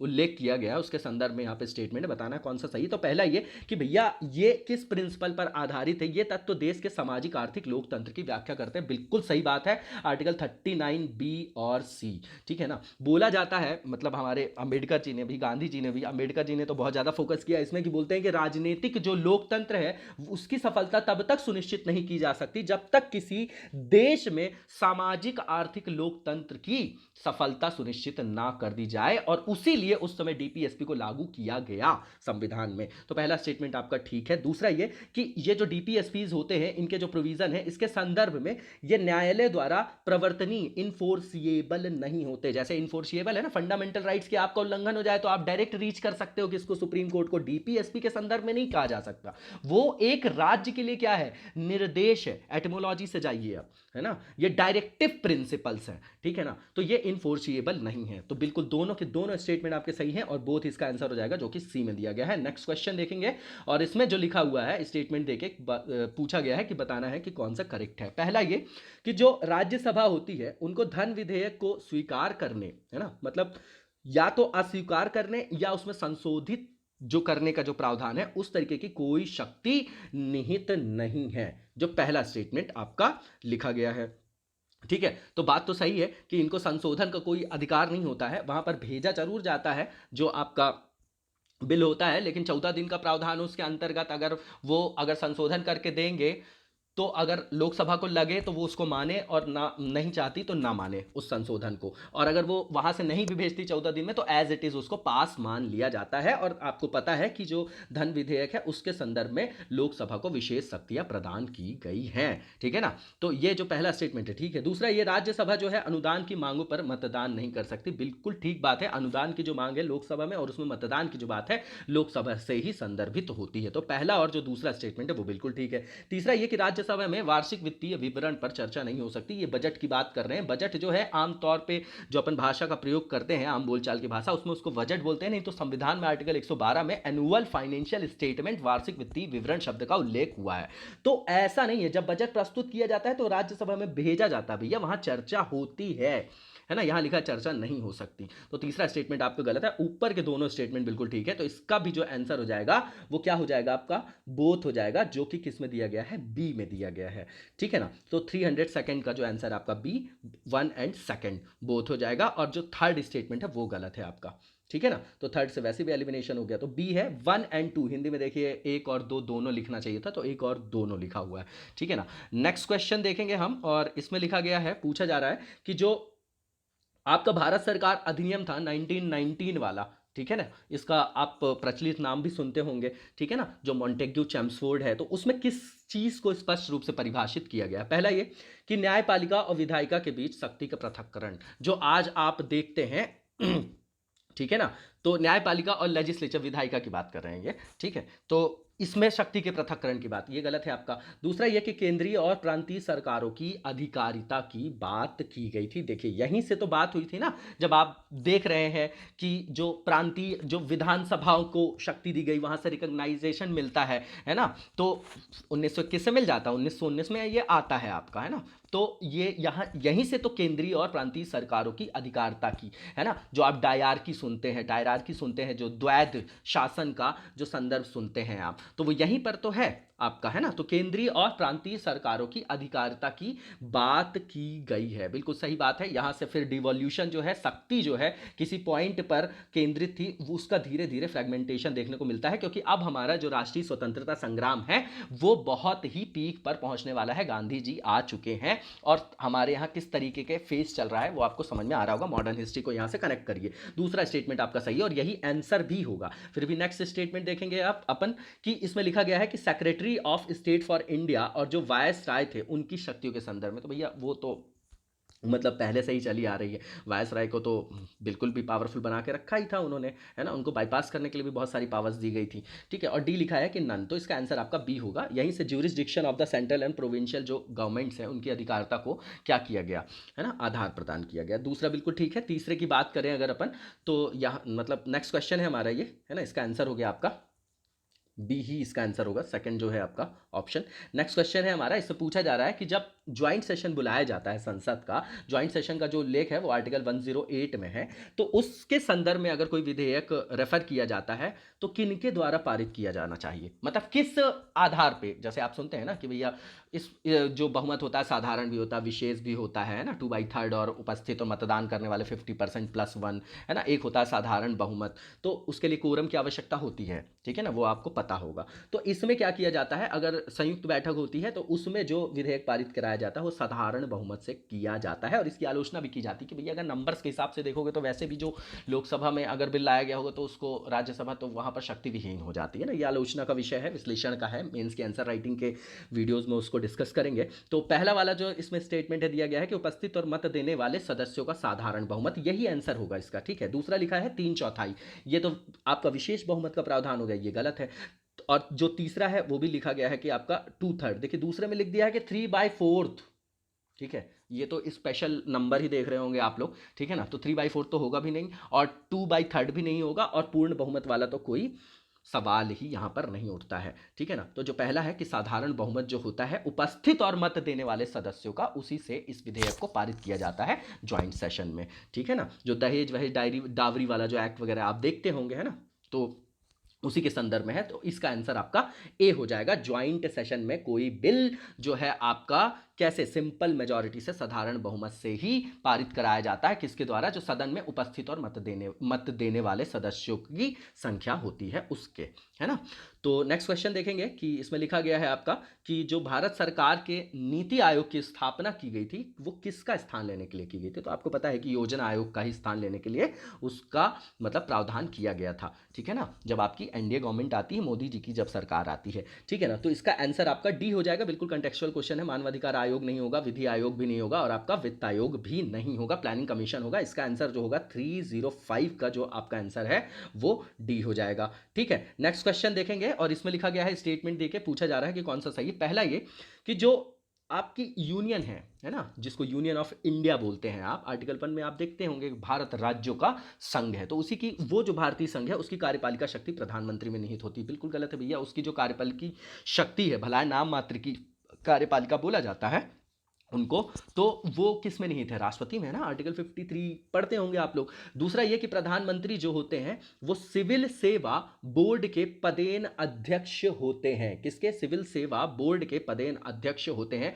तो ये भी गलत है आपका, दोनों के दोनों जो स्टेटमेंट हैं वो बिल्कुल गलत हैं और इसका आंसर आपका डी होगा, ठीक है ना। क्या होगा? डी होगा, नन होगा, दोनों गलत लिखा गया है। नेक्स्ट क्वेश्चन देखेंगे हम और इसमें लिखा गया है आपका स्टेटमेंट, मतलब क्वेश्चन में पूछा जा रहा है कि जो 5th और 6th शेड्यूल है वो किससे रिलेटेड है। मैंने आपको पहले ही बताया कि वो जो आपके अनुसूचित क्षेत्र हैं आपके, वहां के प्रशासन के संदर्भ में वहां पर क्या किया गया है? प्रावधान किया गया है, ठीक है ना। तो आपको पता है कि 5th में पेशा वाला जो क्षेत्र है वो आता है, जो 1996 में एक्ट लाया गया था, ठीक है ना। और अगर आप 6वीं अनुसूची की बात करें तो वहां पर 4 राज्यों का उल्लेख है, असम जो है आपका, मेघालय है आपका, त्रिपुरा है आपका और मिजोरम है आपका। तो वहां के जनजातीय क्षेत्रों के प्रशासन के बारे में उपबंध है। तो 5वीं और 6वीं दोनों जो अनुसूची है वो किससे संदर्भित है? अनुसूचित क्षेत्र के प्रशासन और नियंत्रण के संदर्भ में वहां पर उल्लेख किया गया है, ठीक है ना। तो देखिए कहां पर लिखा, पहले ही स्टेटमेंट पे लिखा है कि प्रोटेक्ट द इंटरेस्ट, मतलब अनुसूचित जनजातियों के हितों का संरक्षण, इसमें उल्लेख किया गया है, बिल्कुल सही बात है। दूसरा ये कि राज्यों के बीच सीमाओं के निर्धारण के लिए, गलत है बिल्कुल। तीसरा ये पंचायत की शक्तियां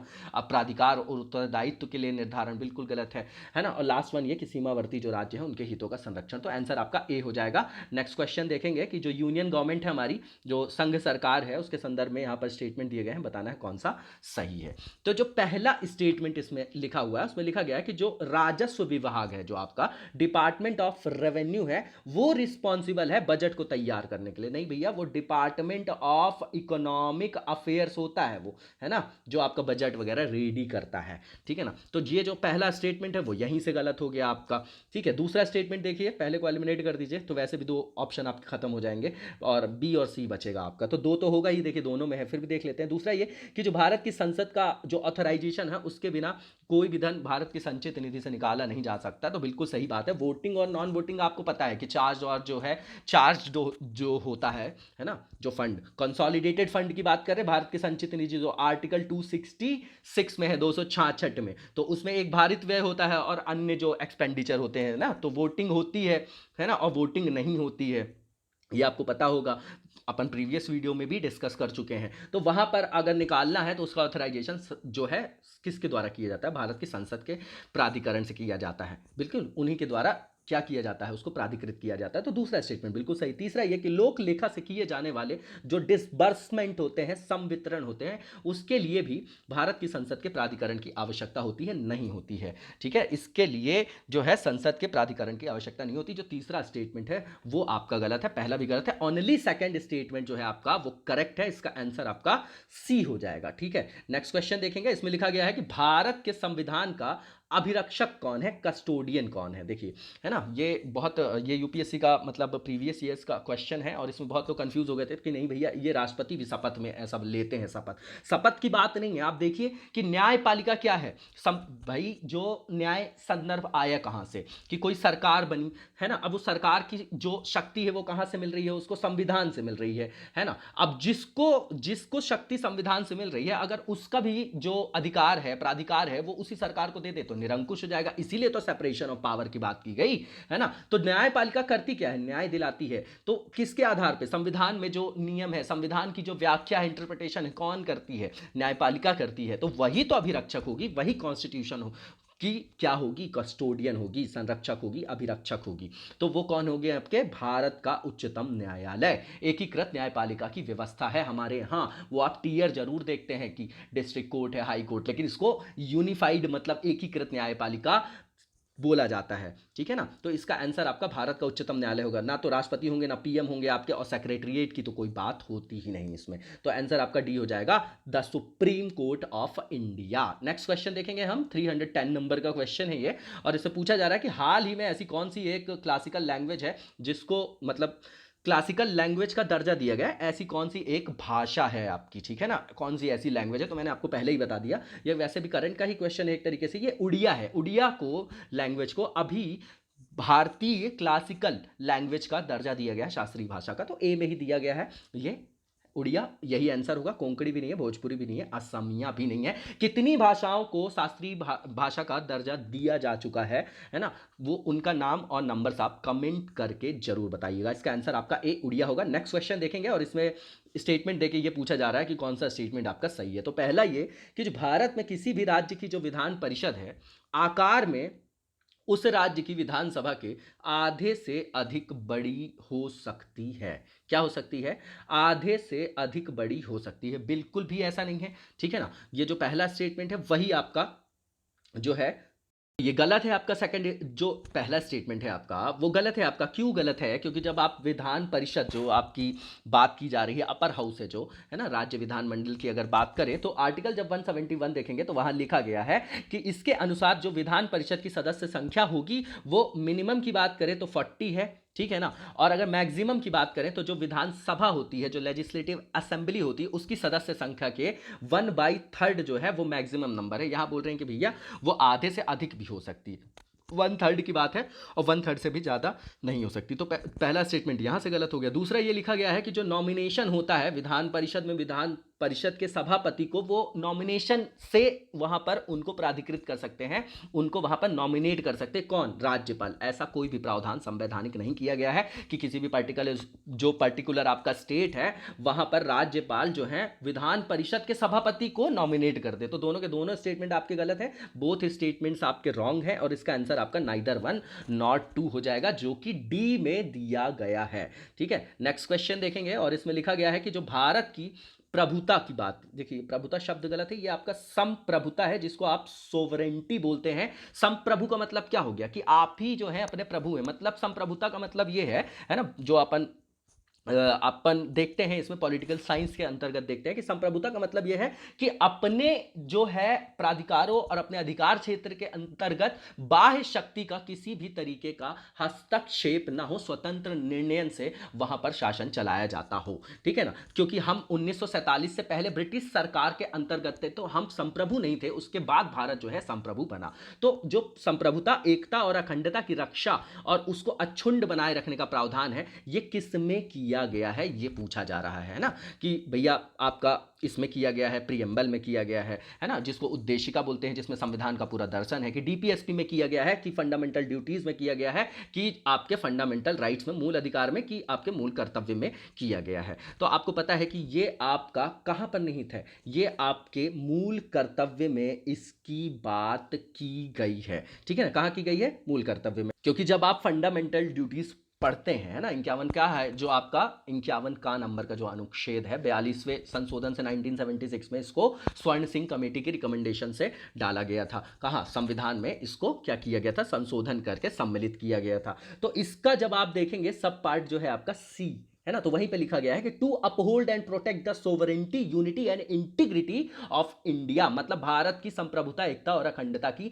रक्षा करें और उसको अक्षुण्ण रखें, है ना। तो ये आपका कहां पर है, ये आपका फंडामेंटल ड्यूटीज में, मूल कर्तव्य में इसका उल्लेख किया गया है। इसका आंसर जो होगा आपका वो क्या हो जाएगा, 312 का डी हो जाएगा। नेक्स्ट क्वेश्चन देखेंगे, और बहुत ईजी क्वेश्चन है ये, अपन रिपीटिशन भी है। और पंचायती राज जो व्यवस्था है उसका मूल उद्देश्य क्या है, देखिए ये भी यूपीएससी का पास्ट ईयर्स के क्वेश्चन है, बहुत अच्छा क्वेश्चन है ये। देखिएगा क्वेश्चन की खूबसूरती, इसमें कितना बढ़िया कॉन्टेक्चुअल क्वेश्चन है ये।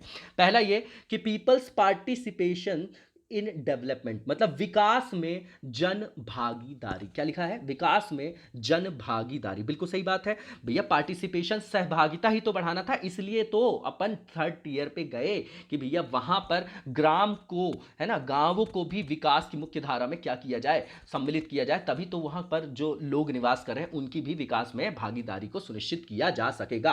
तो बिल्कुल सही है। दूसरा ये राजनीतिक जवाबदेही, देखिए इसी को आप एलिमिनेट कर दीजिए, बिल्कुल कंटेक्चुअल क्वेश्चन नहीं है, बिल्कुल कॉन्सेप्चुअल है ना, अवधारणा पर, बिल्कुल कॉन्सेप्ट पे ये बेस्ड है कि यहां पर पॉलिटिकल जो अकाउंटेबिलिटी है उसका कोई उद्देश्य नहीं था। पंचायती राज व्यवस्था का लोकतांत्रिक विकेंद्रीकरण है ना, मतलब थर्ड टियर पर शासन को ले जाना, ठीक है ना। तो ये दूसरा आप एलिमिनेट कर देते तो वैसे भी आंसर मिल जाता यूपीएससी में भी, ठीक है ना, वो यही देखते हैं, ठीक है। फर्स्ट और जो थर्ड है आपका जो स्टेटमेंट है ना, मतलब जो ऑप्शन है आपका लोकतांत्रिक विकेंद्रीकरण, ये तो आपको सबको समझ में आ रहा होगा कि ये डेमोक्रेटिक डिसेंट्रलाइजेशन की बात करते हैं। लास्ट वन जो लिखा है कि फाइनेंशियल मोबिलाइजेशन, वित्तीय संग्रहण, तो आपको पता है कि वित्तीय संसाधनों की उपलब्धता के आधार पर विश्लेषण में ये बोला जाता है कि इनको जो वित्तीय संसाधन है वो समुचित रूप में उपलब्ध नहीं कराए जाते हैं, इसके लिए हमेशा ही क्या किया जाता है, क्रिटिसाइज किया जाता है ना, स्टेट गवर्नमेंट को भी। तो इसमें जो मेन जो इसका उद्देश्य था वो इसमें विकास में जन भागीदारी और लोकतांत्रिक विकेंद्रीकरण, जो कि सी में दिया गया। आंसर अपन ने पहले ही रिकॉग्नाइज कर लिया, इसका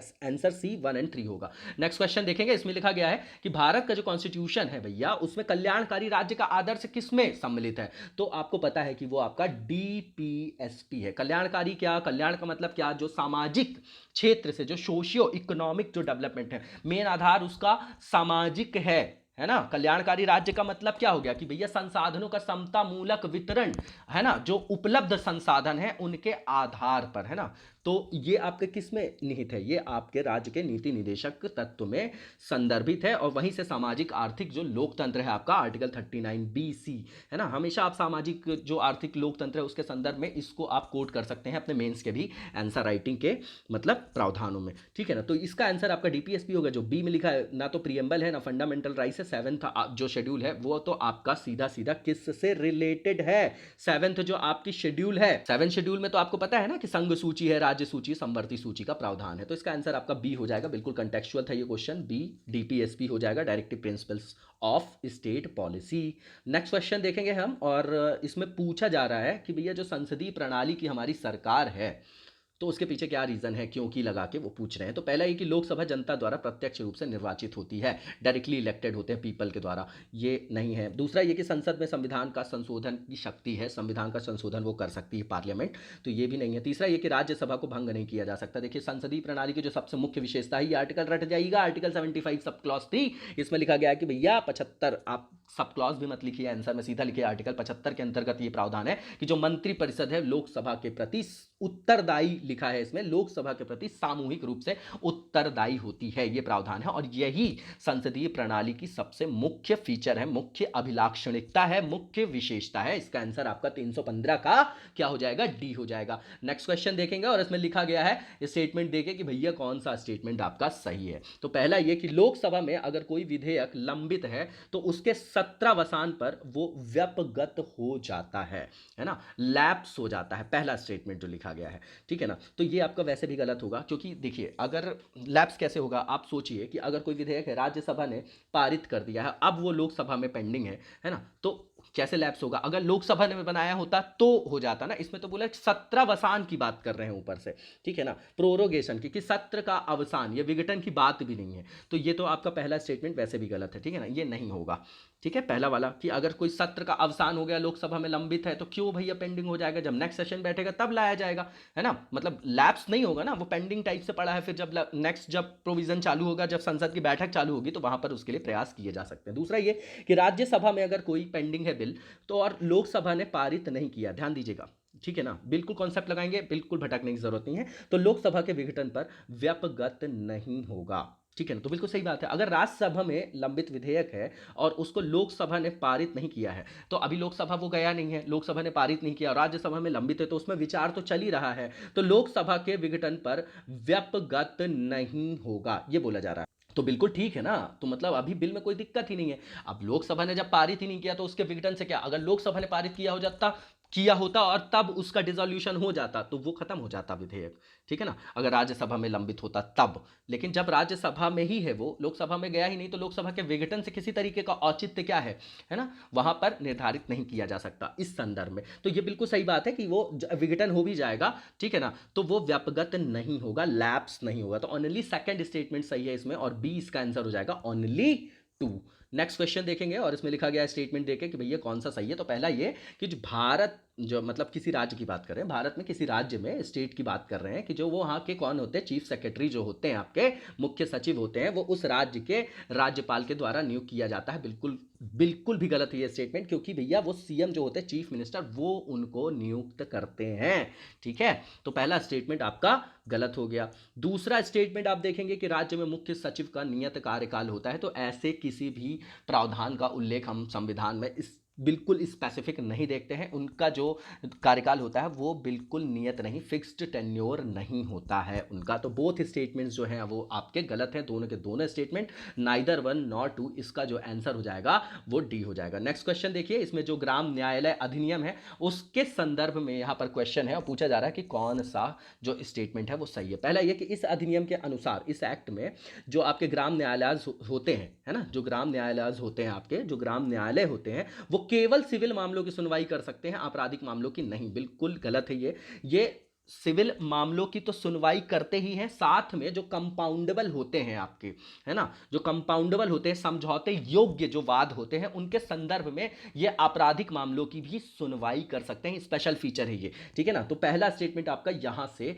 गलत हो जाएगा। सेकंड स्टेटमेंट जो है कि ये जो अधिनियम है ये सामाजिक सक्रियतावादियों के थ्रू, है ना, मतलब जो आपके लोकल होते हैं, सोशल एक्टिविस्ट जो होते हैं, उनके द्वारा सुलहकर्ता के रूप में क्या करते हैं, ये उनको स्वीकार करते हैं। बिल्कुल सही बात है, ये मीडिएशन की बात है यहाँ पर, ठीक है, कि कोई जो कोर्ट में पेंडिंग है केस, अगर दोनों पक्ष सम्मिलित मतलब सहमत हो जाते हैं, तो फिर वो कहाँ चला जाता है, आपका ग्राम न्यायालय वगैरह में, वहां पर सुनवाई होती है, ठीक है ना। लोक अदालत का आपने सुना होगा, ग्राम न्यायालय का सुना होगा। तो ये सब जो है आपका वो मीडिएशन के लिए, न्यायपालिका पर जो दबाव है उसको कम करने के लिए लाया गया है। तो ग्राम न्यायालय में ये भी प्रावधान किया गया है कि जो सोशल एक्टिविस्ट हैं उनको भी सुलहकर्ता के रूप में स्वीकार करेंगे, है ना। ये अलाउ करता है एक्ट, सोशल एक्टिविस्ट को मीडिएटर्स के रूप में उनको क्या करता है, अलाउ करता है। तो सेकंड स्टेटमेंट आपका सही है, तो ओनली सेकंड स्टेटमेंट इसका करेक्ट है, इसलिए आंसर आपका बी हो जाएगा, ओनली टू, ठीक है। नेक्स्ट क्वेश्चन देखेंगे, इसमें लिखा गया है कि जो राष्ट्रहित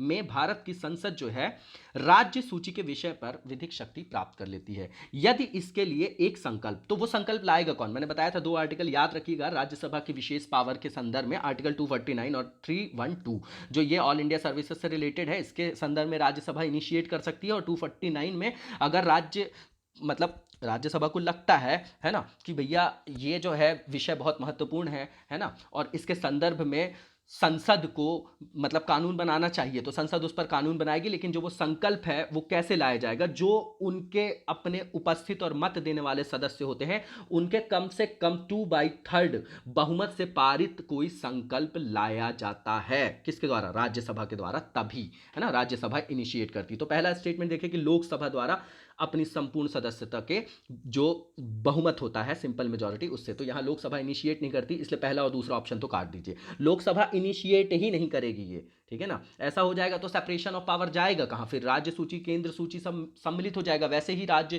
क्रिटिसाइज करते हैं कि केंद्र का हमारे ऊपर नियंत्रण ज्यादा है, यहां पर कोऑपरेटिव फेडरलिज्म की बात हो रही है अभी, तो आप इसको वैसे भी समझ सकते थे। तो दूसरा स्टेटमेंट भी गलत है, यहां भी लोकसभा की सदस्यता की बात है, आप सदस्यता से ही आप उसको एलिमिनेट कर दीजिए, आप बहुमत किसी भी टाइप का हो, दूसरा गलत। तीसरा ये कि राज्यसभा द्वारा अपनी संपूर्ण सदस्यता के साधारण बहुमत, नहीं, ये साधारण बहुमत की बात नहीं, यहां पर 2/3 एक जो संकल्प है वो उपस्थित और मत देने वाले जो सदस्य हैं, है ना, उसमें से कम जो मिनिमम की बात है वो 2/3 सदस्यों के बहुमत के आधार पर पारित किया जाना वाला संकल्प होना चाहिए। तो 319 का जो आपका आंसर हो जाएगा वो क्या हो जाएगा, डी हो जाएगा इसका आंसर। नेक्स्ट क्वेश्चन देखेंगे, इसमें लिखा गया है, स्टेटमेंट देके पूछा जा रहा है कि कौन सा सही है। पहला ये कि कोई भी जो व्यक्ति है उसके लिए पंचायत का सदस्य बनने के लिए जो न्यूनतम निर्धारित आयु है वो 25 वर्ष है। कितनी है, 25 वर्ष लिखा गया है। बिल्कुल गलत है, ये तो आपको पता ही है कि ग्राम सभा की अगर बात करें तो उसके सदस्यों की बात करें तो जो वयस्क होते हैं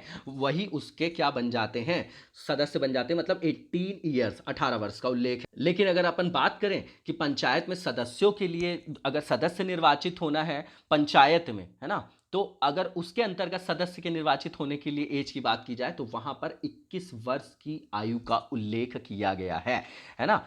तो और व्यक्ति जो है वो राज्य जो विधानमंडल है उसके निर्वाचन के लिए योग्य होना चाहिए। तो 21 वर्ष का उल्लेख है वहां पर, 25 वर्ष का नहीं है। तो ये आपका जो पहला स्टेटमेंट है आप उसको एलिमिनेट कर दीजिए। दूसरा देखिए कि पंचायत का अगर जो विघटन है वो समय पूर्व हो जाए, भंग हो जाए वो, तो जो पुनर्गठित जो रीस्टैब्लिश की गई है पंचायत वो केवल अवशिष्ट समय के लिए ही जारी रहती। बिल्कुल सही बात है। अगर मान लीजिए 5 साल का टेन्योर है, कोई पंचायत जो है बीच में किसी मतलब अपवाद स्वरूप किसी परिस्थिति के कारण उसका विघटन हो जाता है, तो जो बचा समय रहेगा उसके लिए ही फिर पंचायत को पुनर्गठित किया जाता है, उसके बाद फिर इलेक्शन कराया जाता है। तो ओनली सेकंड जो स्टेटमेंट है वो आपका सही है, जो कि बी में दिया गया है, ओनली 2 इसका आंसर होगा। पहला वाला गलत है 21 वर्ष के कारण, ठीक है ना, 25 लिखा गया है। नेक्स्ट क्वेश्चन देखिए, इसमें लिखा गया है कि मॉन्टेग्यू जो चैम्सफोर्ड प्रस्ताव है 1919 वाला वो किससे रिलेटेड है। भैया सामाजिक सुधार से, ये तो अंग्रेज कहां से करेंगे, वो हो गया बात अलग है, लेकिन वो करेंगे क्यों। दूसरा ये कि एजुकेशनल रिफॉर्म, इन सब का जो आधार था ना वो उसका उद्देश्य अलग था, है ना।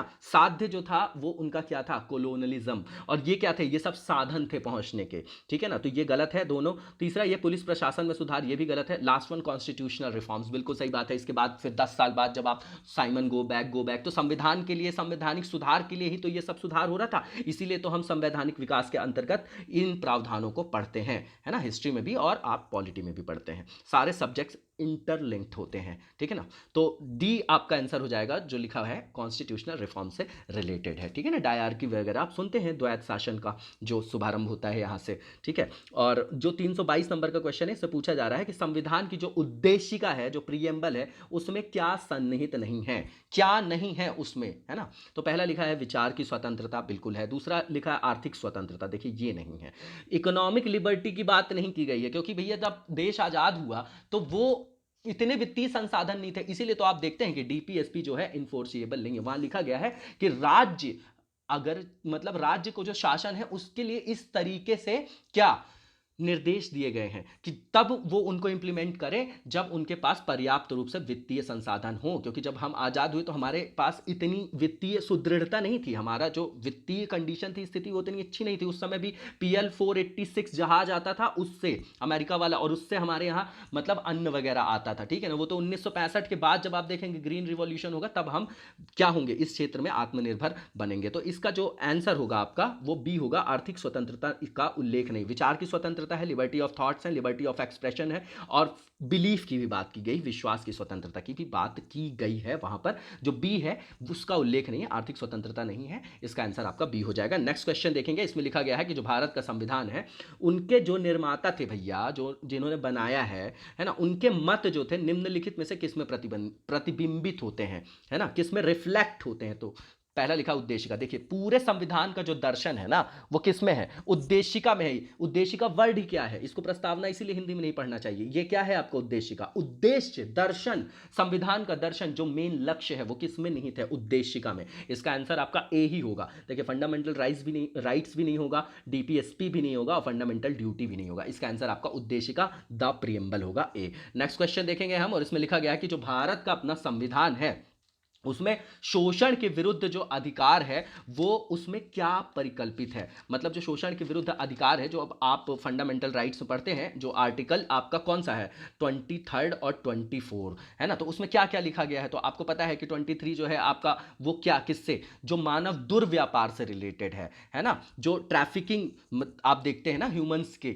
तो मानव दुर्व्यापार से संदर्भित है वो आता है 23 में। और 24 में आप देखेंगे तो कारखानों और खदानों में जो बच्चों के नियोजन से संदर्भित जो प्रावधान है उसके लिए निषेध किया गया है। तो ये दो चीजें उसमें है। दूसरा जो लिखा हुआ है, देखिए पहला स्टेटमेंट मानव देह व्यापार और बंधुआ जो मजदूरी है उसका निषेध, ठीक है ना। तो ये है ना, दोनों को आप मिला लेंगे तो दूसरा ये है कि अस्पृश्यता का उन्मूलन, ये तो आर्टिकल 17 है आपका। और अल्पसंख्यकों के जो हितों का संरक्षण है आपका वो किसमें है, आर्टिकल 29 और 30 में आप उसकी बात करते हैं। तो सेकंड और थर्ड आपका नहीं होगा, 1 और 4 होगा आपका, ठीक है ना। आर्टिकल 23 और 24 में इन्हीं बातों का उल्लेख है। तो इसका आंसर आपका क्या हो जाएगा, 324 का सी हो जाएगा, 1 और 4। नेक्स्ट क्वेश्चन देखेंगे हम, और इसमें पूछा जा रहा है यार कि कौन सा स्टेटमेंट सही है? देखिए बहुत ही बढ़िया क्वेश्चन है, यूपीएससी का क्वेश्चन है, बिल्कुल कॉन्सेप्चुअल है। आप देखिए यहाँ पर कि अधिकार जो है नागरिकों के विरुद्ध राज्य के दावे हैं। नहीं, मैंने आपको पहले ही बताया है कि जो अधिकार है वो नागरिकों के दावे हैं, किसके विरुद्ध? राज्य के विरुद्ध तो है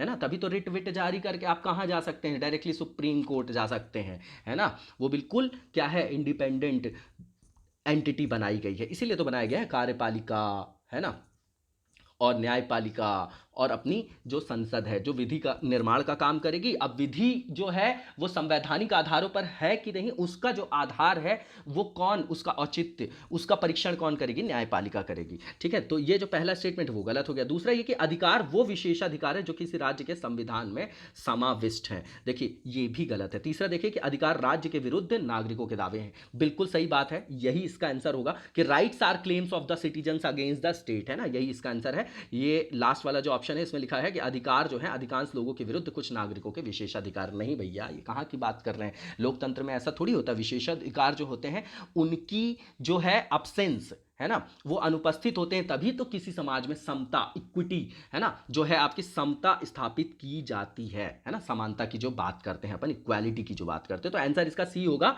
कि जो आपके फंडामेंटल राइट्स हैं वो क्या हैं, जो अधिकार हैं वो राज्य के विरुद्ध नागरिकों के दावे हैं। आंसर आपका सी हो जाएगा। नेक्स्ट क्वेश्चन देखेंगे और इसमें स्टेटमेंट दिए गए हैं जो आपके फंडामेंटल ड्यूटीज हैं उसके संदर्भ में, और पूछा जा रहा है कि कौन सा स्टेटमेंट आपका सही है। तो पहला जो है कि जो इन कर्तव्यों को प्रवर्तित करने के लिए एक विधायी प्रक्रिया दी गई है। नहीं है भैया, ठीक है, इसके लिए ऐसी कोई विधायी प्रक्रिया का उल्लेख आप संविधान में नहीं पढ़ते, पहले ही स्टेटमेंट गलत है आपका। दूसरा देखिए, इसमें लिखा गया है कि विधिक कर्तव्यों के साथ परस्पर संबंधित है, दे आर को रिलेटेड, मतलब को रिलेटिव टू लीगल ड्यूटीज। नहीं है ना, तो ये विधिक कर्तव्य हैं, ये तो नैतिक है ना, तभी तो बोलते हैं कि जो आपके अधिकार हैं वो बिना कर्तव्यों के कभी भी तार्किक आधार पर अपने साध्य की प्राप्ति नहीं कर सकते। आपको केवल अधिकार दे दिए जाए, आपकी कोई जवाबदेहिता नहीं है, आपका कोई उत्तरदायित्व नहीं निर्धारित किए गए, तो आप अधिकार का उचित दोहन करेंगे या नहीं करेंगे, इसकी क्या गारंटी है? फोर्थ पेपर में नैतिक शास्त्र में जो एथिक्स में पढ़ते हैं वो यही सबसे डिराइव होता है, उसके लिए कोई दर्शन की किताब पढ़ने की जरूरत नहीं है आपको, ठीक है ना। तो बोथ स्टेटमेंट्स जो हैं आपके दोनों के दोनों स्टेटमेंट वो गलत है ना, तो नाइदर वन नॉट टू इसका आंसर होगा नन, जो कि डी में दिया गया है, ठीक है ना। नेक्स्ट क्वेश्चन देखते हैं हम, और इसमें लिखा गया है कि भारत के संदर्भ में कौन सा, जो इसमें नीचे जो स्टेटमेंट दिए गए हैं उसमें से पूछा कौन सा अधिकारों और कर्तव्यों के बीच सही संबंध है। पहला, अधिकार कर्तव्यों के साथ सह संबंधित है, जो मैंने आपको बताया। इसको आप बिल्कुल प्रैक्टिकल लाइफ में देखिए कि अगर कोई अधिकार आपके पास है ना, और आपकी कोई जवाबदेहिता नहीं, तभी तो हम बोलते हैं गुड गवर्नेंस में जवाबदेहिता तय करो। जवाब तो व्यक्ति के संदर्भ में वो बिल्कुल सही है ना। तो जो पहला है कि राइट्स आर को रिलेटिव विद ड्यूटीज, इसका आंसर आपका यही होगा। फिर भी नेक्स्ट स्टेटमेंट देखते हैं कि अधिकार व्यक्तिगत है अतः समाज और कर्तव्यों से स्वतंत्र है। ऐसा नहीं है भैया, अधिकार का मतलब ऐसा है कि आपको स्वतंत्रता है भाषण एवं अभिव्यक्ति की, लेकिन आपको किसी की आलोचना करने का अधिकार है, लेकिन उसके खिलाफ जो है अपशब्दों का प्रयोग करने की आपको शक्ति नहीं दी गई है। तो वहां पर युक्ति युक्त जो है, युक्ति युक्त रीजनेबल जो रिस्ट्रिक्शंस बोला जाता है ना, वो उस तरीके के प्रतिबंध लगाए जाते हैं ना, तो स्वतंत्र नहीं है बिल्कुल, ठीक है ना। तो दूसरा जो स्टेटमेंट है वो यहां से गलत हो जाएगा। तीसरा ये है कि नागरिकों के जो व्यक्तित्व विकास के लिए अधिकार ना कि कर्तव्य महत्वपूर्ण है। ऐसा नहीं है भैया, कर्तव्यों के बिना जो अधिकार है वो क्या बेसलेस हो जाते हैं, है ना, उसका जो है आपको पॉजिटिव इंपैक्ट जो है नहीं दिखाई देगी, उसकी प्रोडक्टिविटी आपको नहीं दिखाई देगी पॉजिटिव।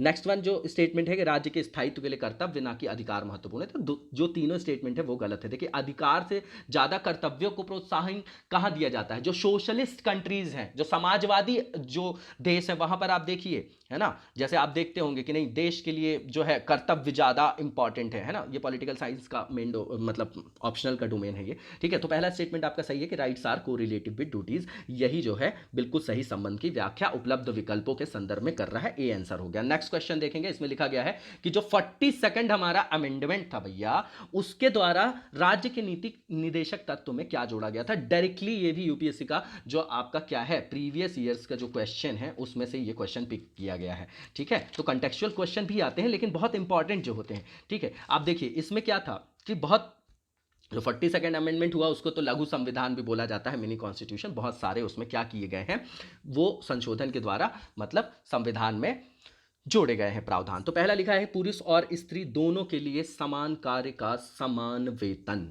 जो पहला लिखा गया है इसमें बिल्कुल गलत है ये। दूसरा लिखा गया है उद्योगों के प्रबंधन में कामगारों की सहभागिता। तो ये जो स्टेटमेंट है आपका वो बिल्कुल सही है, क्योंकि जो 43rd जो आपका आर्टिकल नंबर है डीपीएसपी के अंतर्गत, जो 43वें का के अंदर अंदर मतलब 43A में देखेंगे तो वहां पर लिखा हुआ है कि उद्योगों के प्रबंध में कर्मकारों का भाग लेना, participation of workers in management of industries, वही तो लिखा गया है यहां पर। तो यही इसका आंसर होगा, ये 42nd अमेंडमेंट से जोड़ा गया था। तीसरा लिखा है काम, शिक्षा और सार्वजनिक सहायता पाने का अधिकार, ये नहीं है। लास्ट वन ये लिखा गया है कि जो वर्कर्स हैं है ना, उसके लिए निर्वाह योग्य वेतन और काम की मानवीय दशाएं सुरक्षित करना, ये सब है डीपीएसपी। लेकिन जो 43rd ए था वो 42nd अमेंडमेंट से जोड़ा गया, जिसके लिए क्या लिखा हुआ है उसके अंतर्गत क्या जोड़ा गया, उद्योगों के प्रबंधन में कामगारों की सहभागिता, आर्टिकल 43A याद रखिएगा। इसका आंसर आपका बी हो जाएगा 328 का। नेक्स्ट क्वेश्चन देखेंगे और इसमें लिखा गया है कि जो डीपीएसपी है उसके संदर्भ में जो कॉन्स्टिट्यूशन में प्रावधान है वह उसके संदर्भ में यहां पर स्टेटमेंट है, बताना है कौन सा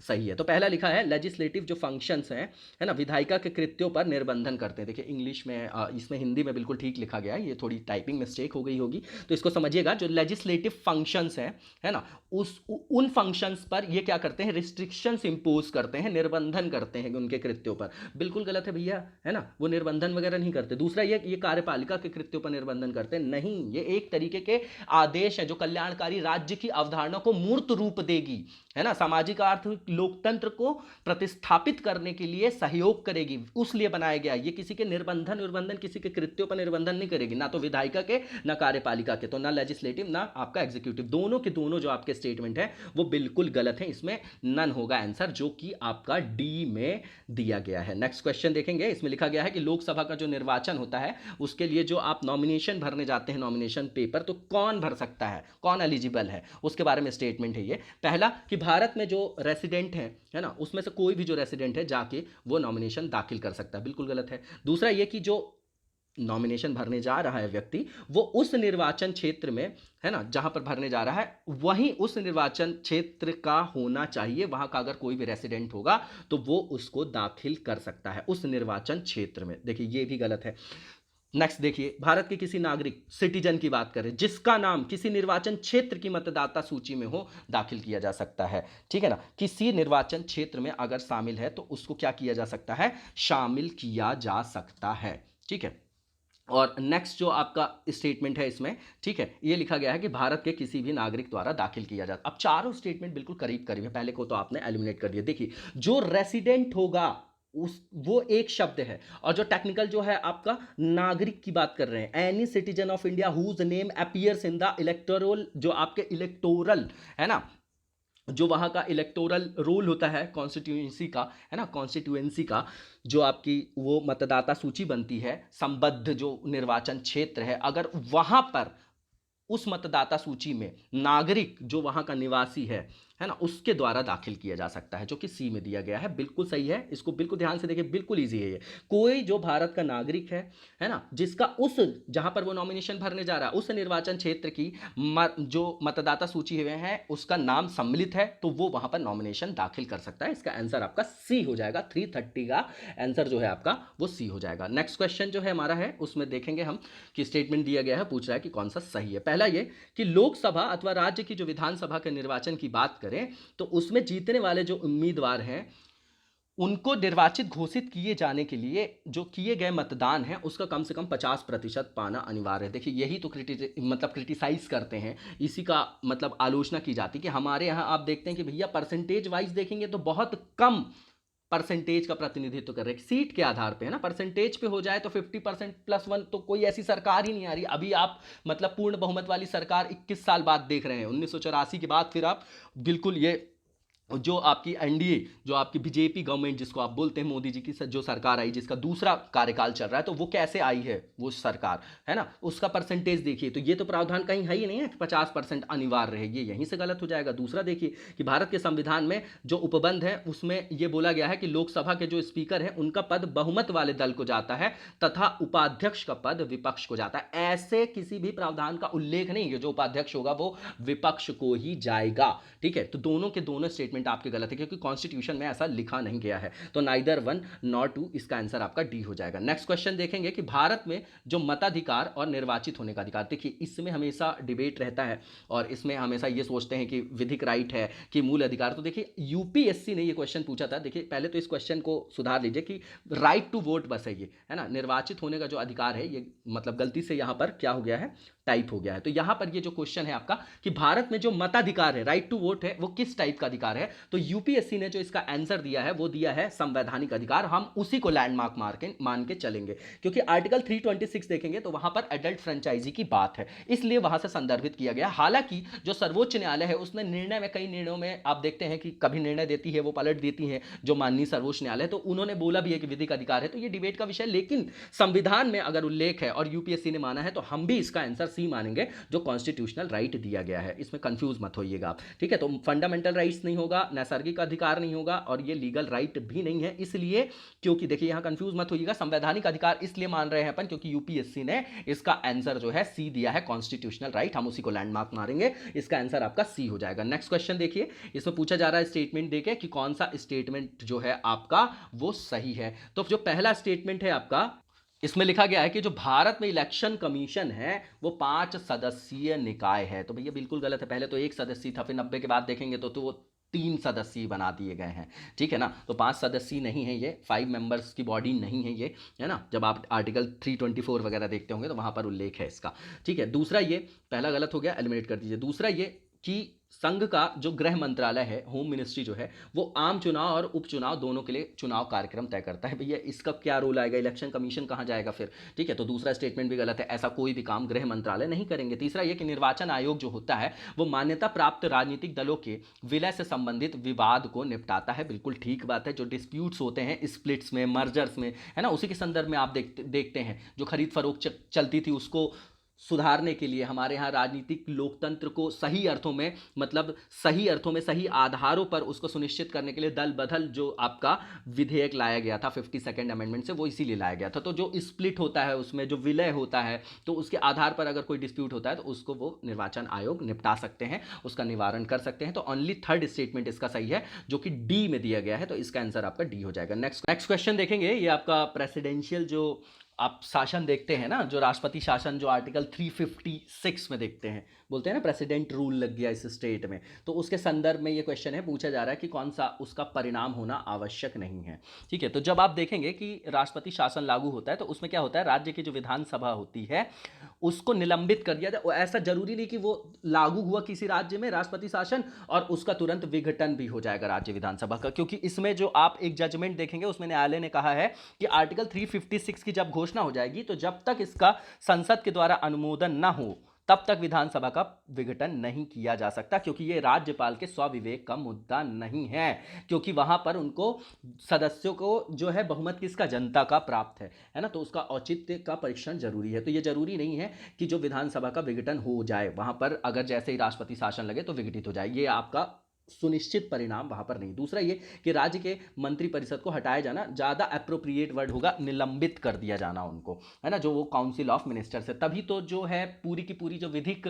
शक्ति है वो किसके संदर्भ में चली जाएगी, जो आपके केंद्र के संदर्भ में चली जाएगी। अब उस राज्य में जहां राष्ट्रपति शासन है वहां पर राष्ट्रपति शासन के संदर्भ में केंद्र ही वहां पर फिर विधि निर्माण करेगी, संसद करेगी, ठीक है ना। तो राज्य की जो राज्य सूची के विषय हैं उस पर भी वही रूल बनाती है, कौन, संसद की बात कर रहे हैं। तो जो दूसरा लिखा गया है ये आपका हो सकता है कि वहां की मंत्रिपरिषद को निलंबित किया जा सकता है ना, उनको क्या किया जा सकता है, निलंबित किया जा सकता है। तो दूसरा जो स्टेटमेंट है आपका वो हो सकता है। तीसरा ये कि स्थानीय निकायों का विघटन, तो ये तो उसके परिणाम में सम्मिलित है ही नहीं, तो दूसरे को आप एलिमिनेट कर दिए क्योंकि वो हो सकता है। बाकी जो दोनों स्टेटमेंट है फर्स्ट और थर्ड आपका, वो आपके सुनिश्चित परिणाम नहीं होंगे। इसमें होता क्या है, राष्ट्रपति शासन में आप देखेंगे कि जो आर्टिकल 356 में जो लगाया जाता है राष्ट्रपति शासन, उसका आधार क्या है, उसका आधार आपका आर्टिकल एक तो 355 है जिसमें लिखा है कि राज्य का शासन संविधान के प्रावधानों के द्वारा संचालित होता रहे।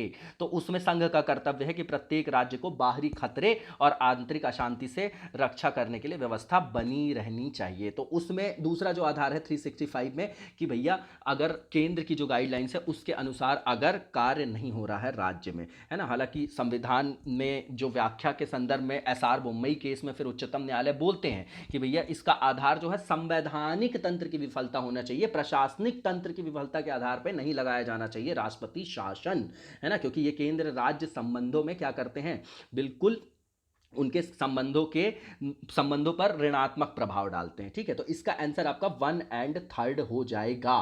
ठीक है, क्योंकि परिणाम होना आवश्यक नहीं पूछा है, नहीं पूछा है। ठीक है, तो ये दोनों नहीं होंगे। ठीक है, उसके जो परिणाम है उसके अंतर्गत ये सम्मिलित नहीं है और नहीं पूछा, इसलिए 1 एंड 3 होगा। दूसरा सही है कि काउंसिल ऑफ मिनिस्टर्स है उनको सस्पेंड किया जा सकता है, उनको भंग किया जा सकता है या निलंबित किया जा सकता है। ठीक है, तो दूसरा जो सही है और फर्स्ट और थर्ड आपका सही नहीं है, तो जो 334 का आपका आंसर हो जाएगा वो बी हो जाएगा 1 एंड 3, है ना, मतलब इसका आंसर हो जाएगा 1 एंड 3 क्योंकि नहीं पूछा है, ये परिणाम इसके नहीं होंगे और परिणाम हो सकता है जो मंत्रिपरिषद को जो सस्पेंड करने की, भंग करने की बात की जा रही है। ठीक है ना, तो 1 एंड 3 नहीं होगा और नहीं ही क्वेश्चन था, इसलिए इसका आंसर 1 एंड 3 बी हो जाएगा। नेक्स्ट क्वेश्चन देखेंगे, ये इंडियन फेडरलिज्म के सिस्टम के संदर्भ में क्वेश्चन है और कौन सी ऐसी विशेषता है जो उसके अंतर्गत सम्मिलित नहीं की जाती, नहीं है उसका फीचर इंडियन फेडरलिज्म के, उसके बारे में क्वेश्चन है। पहला ये कि स्वतंत्र न्यायपालिका है, बिल्कुल ठीक बात है। देखिए जब फेडरलिज्म की बात आए तो आप यूएसए को मानक स्टैंडर्ड मान के चलेंगे, तो पहला इंडिपेंडेंट जो है जुडिशरी है, बिल्कुल ठीक है। दूसरा ये केंद्र और राज्यों के बीच शक्तियों का विभाजन किया गया है, बिल्कुल ठीक बात है ये भी। तीसरा ये कि संघबद्ध होने वाली जो इकाइयां हैं उनको राज्यसभा में असमान प्रतिनिधित्व दिया गया है, यही इंडिया और यूएसए में फर्क है। वहां जो 50 स्टेट है सबको 2-2 सीट है, हमारे यहां देखेंगे तो राज्यसभा में पॉपुलेशन के आधार पे है ना, तो सभी राज्य को असमान प्रतिनिधित्व दिया गया है हमारे यहाँ, तो ये भी एक फीचर है हमारे फेडरलिज्म का। लास्ट वन जो लिखा गया है कि ये संघबद्ध जो इकाइयां हैं वो एक सहमति का परिणाम है, मतलब राज्यों के बीच जो है और केंद्र और राज्यों के बीच जो मतलब ये संबंध है फेडरलिज्म का, ठीक है, वो एक सहमति का बिल्कुल भी नहीं है, ये किसी भी सहमति और समझौते का परिणाम नहीं है, ये हमारे संविधान के जो कॉन्स्टिट्यूशनल मतलब जो कॉन्स्टिट्यूशनल ग्राउंड दे रहे थे, हमारे कॉन्स्टिट्यूशन को जो फ्रेम कर रहे थे, बना रहे थे, है ना, उनके जो मतलब संविधान निर्माता थे उन्होंने स्पष्ट रूप में यह व्याख्या की थी कि भैया हमारे यहाँ जो इंडियन फेडरलिज्म बना है, भारतीय जो राज्य है, भारतीय जो संघ है वो राज्यों का संघ जरूर है, लेकिन ये किसी भी समझौते का परिणाम नहीं है। ये यूएसए के संदर्भ में सही हो सकता है, हमारे यहाँ नहीं। हमारे यहाँ कोई राज्य अगर संघ में है तो उसको ये शक्ति नहीं कि हमारे वो संघ से अलग हो जाएगा, है ना, तो वो किसी तरीके के समझौते का परिणाम नहीं है और नहीं ही पूछा था, इसलिए इसका आंसर आपका डी हो जाएगा। नेक्स्ट क्वेश्चन देखिए, इसमें पूछा जा रहा है कि जो लोकल गवर्नमेंट होती है उसकी सर्वोत्तम व्याख्या क्या है ना, तो इसमें पहला जो ऑप्शन है फेडरलिज्म गलत है। दूसरा ये है डेमोक्रेटिक डिसेंट्रलाइजेशन, लोकतांत्रिक विकेंद्रीकरण, बिल्कुल सही बात है, बिल्कुल इजी क्वेश्चन है, यही आंसर होगा। तीसरा ये लिखा है एडमिनिस्ट्रेटिव डेलीगेशन, प्रत्यायोजन, प्रत्यायोजित किया जाना, है ना, जिसको कलरेबल जो आपका कलर लेबल बोला जाता है, क्या लेजिस्लेशन भी बोलते हैं, ठीक है ना, तो ये भी नहीं है। और लास्ट वन डायरेक्ट डेमोक्रेसी, इस पे कंफ्यूज मत होइएगा, प्रत्यक्ष लोकतंत्र भी उसकी सर्वोत्तम व्याख्या नहीं, सर्वोत्तम व्याख्या क्या है, डेमोक्रेटिक डिसेंट्रलाइजेशन, इसके बारे में अपन चर्चा कर चुके हैं, इसका आंसर आपका बी होगा। नेक्स्ट क्वेश्चन देखेंगे, इसमें लिखा गया है कि जो भारत की संसद है किनके किसके द्वारा मंत्रिपरिषद के जो कार्य हैं, कृत्य हैं, उनके ऊपर नियंत्रण रखती है ना, पार्लियामेंट में यही तो है, चेक एंड बैलेंस तो कौन करेगी, संसद करेगी कार्यपालिका पर, क्या उस वो सरकार जो है निरंकुश ना हो जाए, आम लोगों के हितों का संरक्षण करने के लिए संसद उन पर किसी तरीके से चेक एंड बैलेंस जो आप नियंत्रण की भूमिका देखते हैं, तो किसके आधार पे, स्थगन प्रस्ताव पहला लिखा है, दूसरा लिखा है प्रश्न काल, तीसरा लिखा है अनुपूरक काल, ठीक है, तो कहीं ना कहीं तीनों जो प्रावधान दिए गए हैं, एडजर्नमेंट जो मोशन होता है, क्वेश्चन आर होता है, जो आपका सप्लीमेंट्री क्वेश्चंस होते हैं, तो वो क्या है, मंत्री से क्वेश्चंस पूछे जाने के लिए या किसी प्रस्ताव को हटाने के लिए, लाने के लिए, वो क्या है, ये सब के द्वारा संसद जो है मंत्रिपरिषद के कृत्यों पर नियंत्रण रखती है, तो इसका आंसर ऑल हो जाएगा, कहीं ना कहीं प्रत्यक्ष और परोक्ष रूप से तीनों के तीनों ऑप्शन जो है आपके संदर्भित हैं नियंत्रण से, भारतीय संसद के कार्यपालिका के संदर्भ में, काउंसिल ऑफ मिनिस्टर्स जो मंत्रिपरिषद के संदर्भ में, तो ऑल स्टेटमेंट्स आर राइट, इसका आंसर आपका डी हो जाएगा, 1 2 3 ऑल। नेक्स्ट क्वेश्चन देखेंगे, भारत की संसद के संदर्भ में यहां पर क्वेश्चन फ्रेम किया गया है, पूछा जा रहा है कि कौन सा स्टेटमेंट सही है। देखिए प्राइवेट मेंबर बिल, जो मंत्री विधेयक लाएंगे उनको सरकारी विधेयक बोलते हैं, और जो मंत्री नहीं है, क्योंकि संसद में सदस्य हो सकते जरूरी थोड़ी कि सब मंत्री हो, तो अगर मंत्री के अलावा अलावा अगर कोई मेंबर बिल लाता है संसद में, जो संसद सदस्य, तो उसको प्राइवेट मेंबर बिल बोला जाता है। तो ये जो प्राइवेट मेंबर बिल है, गैर सरकारी विधेयक, ऐसा विधेयक है जो संसद के ऐसे सदस्य द्वारा प्रस्तुत किया जाता है जो निर्वाचित नहीं है, किंतु भारत के राष्ट्रपति द्वारा नाम निर्दिष्ट नहीं भैया, संसद सदस्य होना चाहिए, है ना, वहां निर्वाचन और मनोनयन का कोई आधार नहीं है। तो पहला स्टेटमेंट आपका गलत हो गया। जो मंत्री नहीं है, जो संसद में सदस्य हैं लेकिन वो मंत्री नहीं है, अगर वो लाएंगे कोई भी विधेयक तो उसको प्राइवेट मेंबर बिल बोला जाता है। पहला स्टेटमेंट यहां से गलत हो गया। दूसरा ये कि हाल ही में भारत के संसद के इतिहास में पहली बार गैर सरकारी विधेयक पारित किया गया, तो ये भी गलत है, आपका दूसरा स्टेटमेंट भी गलत है, ठीक है ना। तो बोथ स्टेटमेंट्स आपके यहां पर गलत हैं, इसका आंसर नाइदर 1 नॉर 2 हो जाएगा। नेक्स्ट क्वेश्चन देखिए, यहां पर पूछा गया है कि संसदीय स्वरूप जो पार्लियामेंट्री फॉर्म ऑफ गवर्नमेंट है हमारे यहाँ, उसका मेन एडवांटेज क्या है। पहला ये कि कार्यपालिका और जो विधानमंडल है ना, लेजिस्लेचर है, वो दोनों इंडिपेंडेंटली काम करती हैं, स्वतंत्र रूप से कार्य करता है ना। दूसरा ये गलत है। दूसरा ये कि नीति की निरंतरता रहती है। देखिए डेमोक्रेटिक सिस्टम में यही बोला जाता है कि नीतियों की निरंतरता नहीं रहती, क्योंकि कभी भी सरकार गिर सकती है, तो यहाँ पर तो क्रिटिसाइज किया जाता है,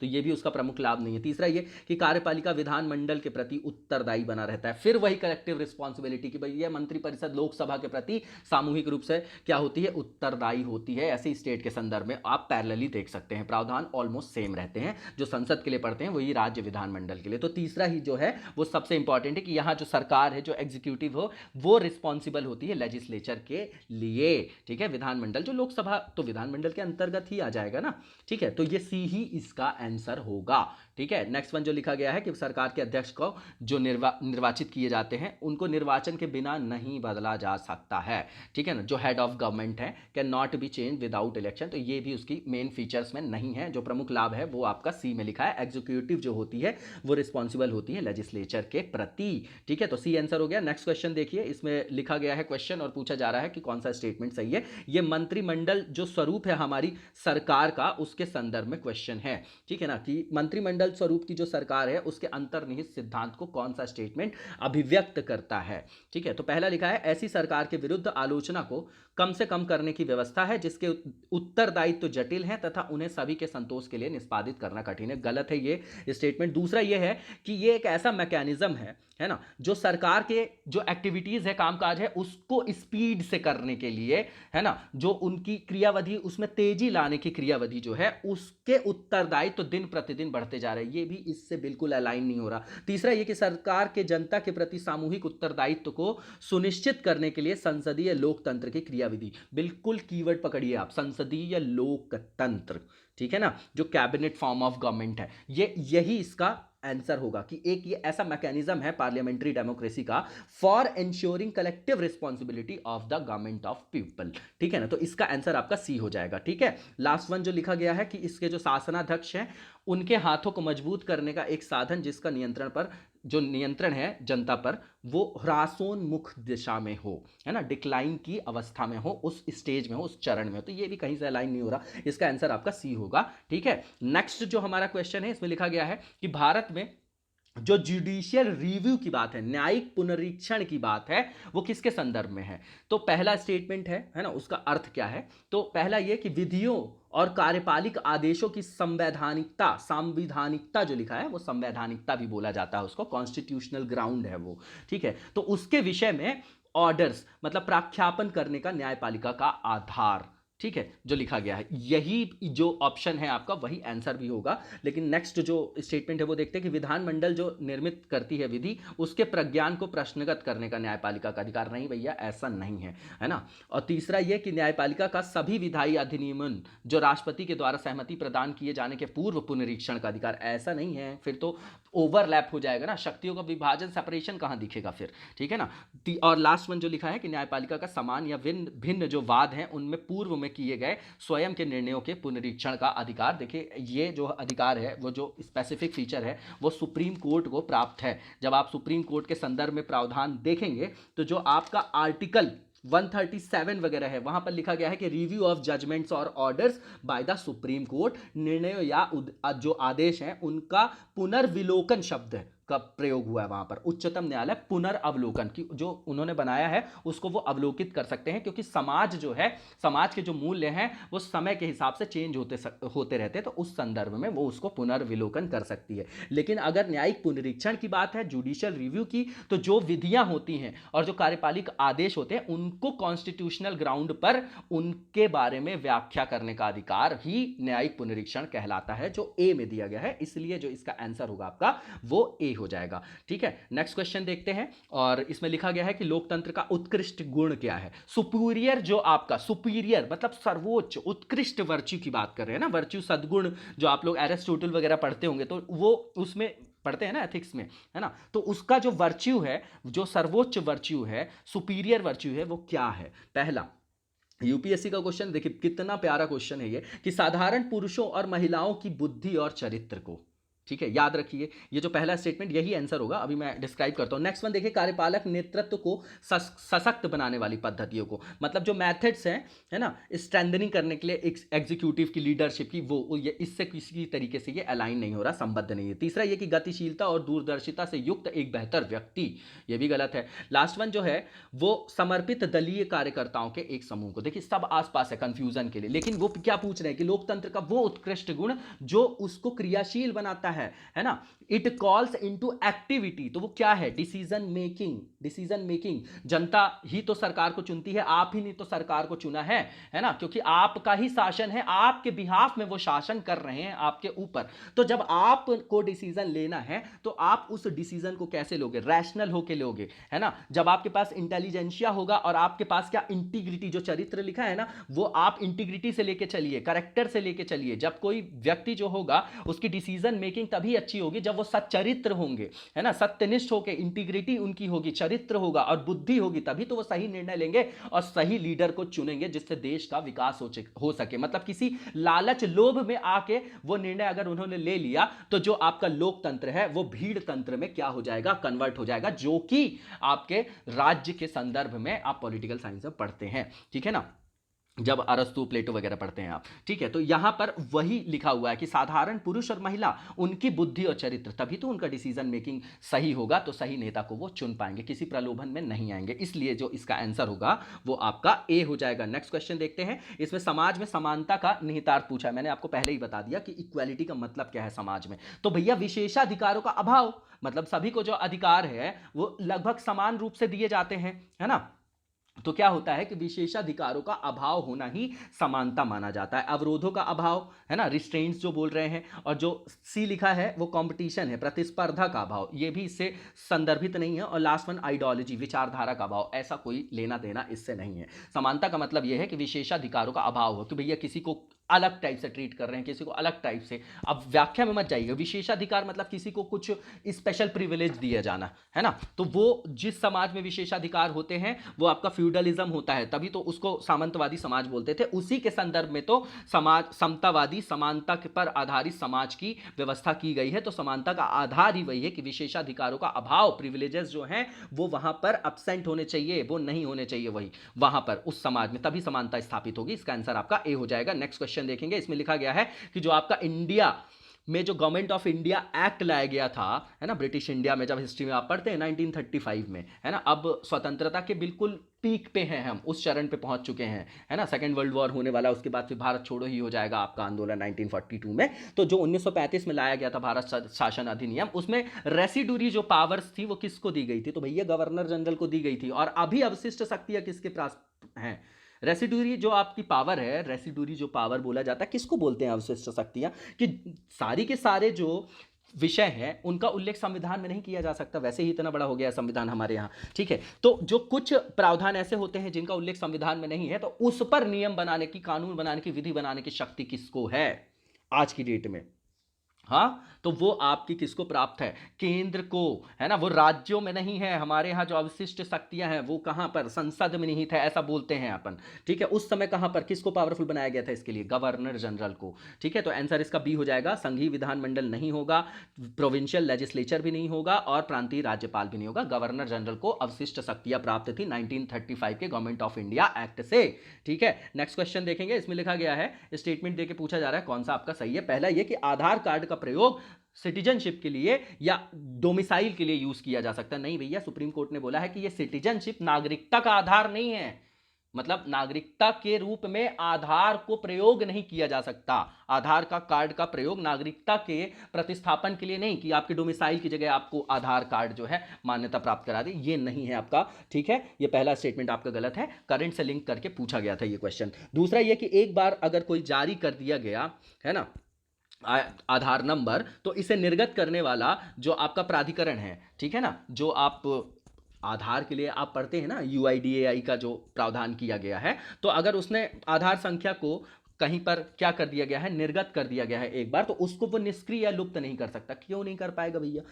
जब सरकार चाहेगी तो कर देगी, वो सरकार का ही तो एक अंग है। जब आर्टिकल 12 में राज्य की परिभाषा पढ़ते हैं, तो जितने जो सरकार के निकाय हैं वो भी तो राज्य की परिभाषा के अंतर्गत आता है, तो उसको वो खत्म भी कर सकते हैं, लुप्त भी कर सकते हैं। तो जो आपके दोनों के दोनों स्टेटमेंट है ना, यहाँ पर दोनों गलत है, तो नाइदर 1 नॉट 2 हो जाएगा, इसका आंसर आपका डी हो जाएगा। नेक्स्ट क्वेश्चन देखिए, यहाँ पर राइट टू प्राइवेसी से रिलेटेड क्वेश्चन है और पूछा जा रहा है कि भैया जीवन और व्यक्तिगत स्वतंत्रता के अधिकार के अंतर्गत इसको संरक्षित किया जाता है।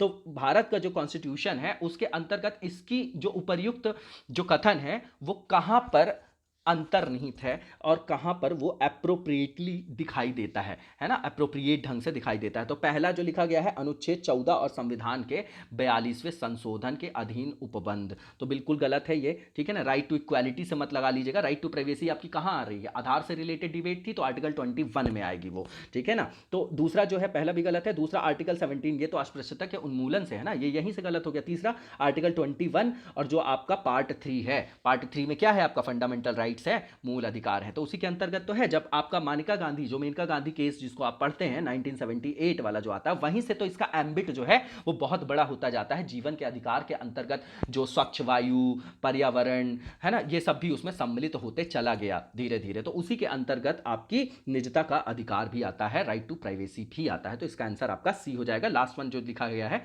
आर्टिकल 24, वो तो राइट्स अगेंस्ट आपके एक्सप्लॉइटेशंस हैं, है ना, मतलब शोषण के विरुद्ध अधिकार है उसमें, तो वो तो होगा नहीं। इसका आंसर आपका सी हो जाएगा।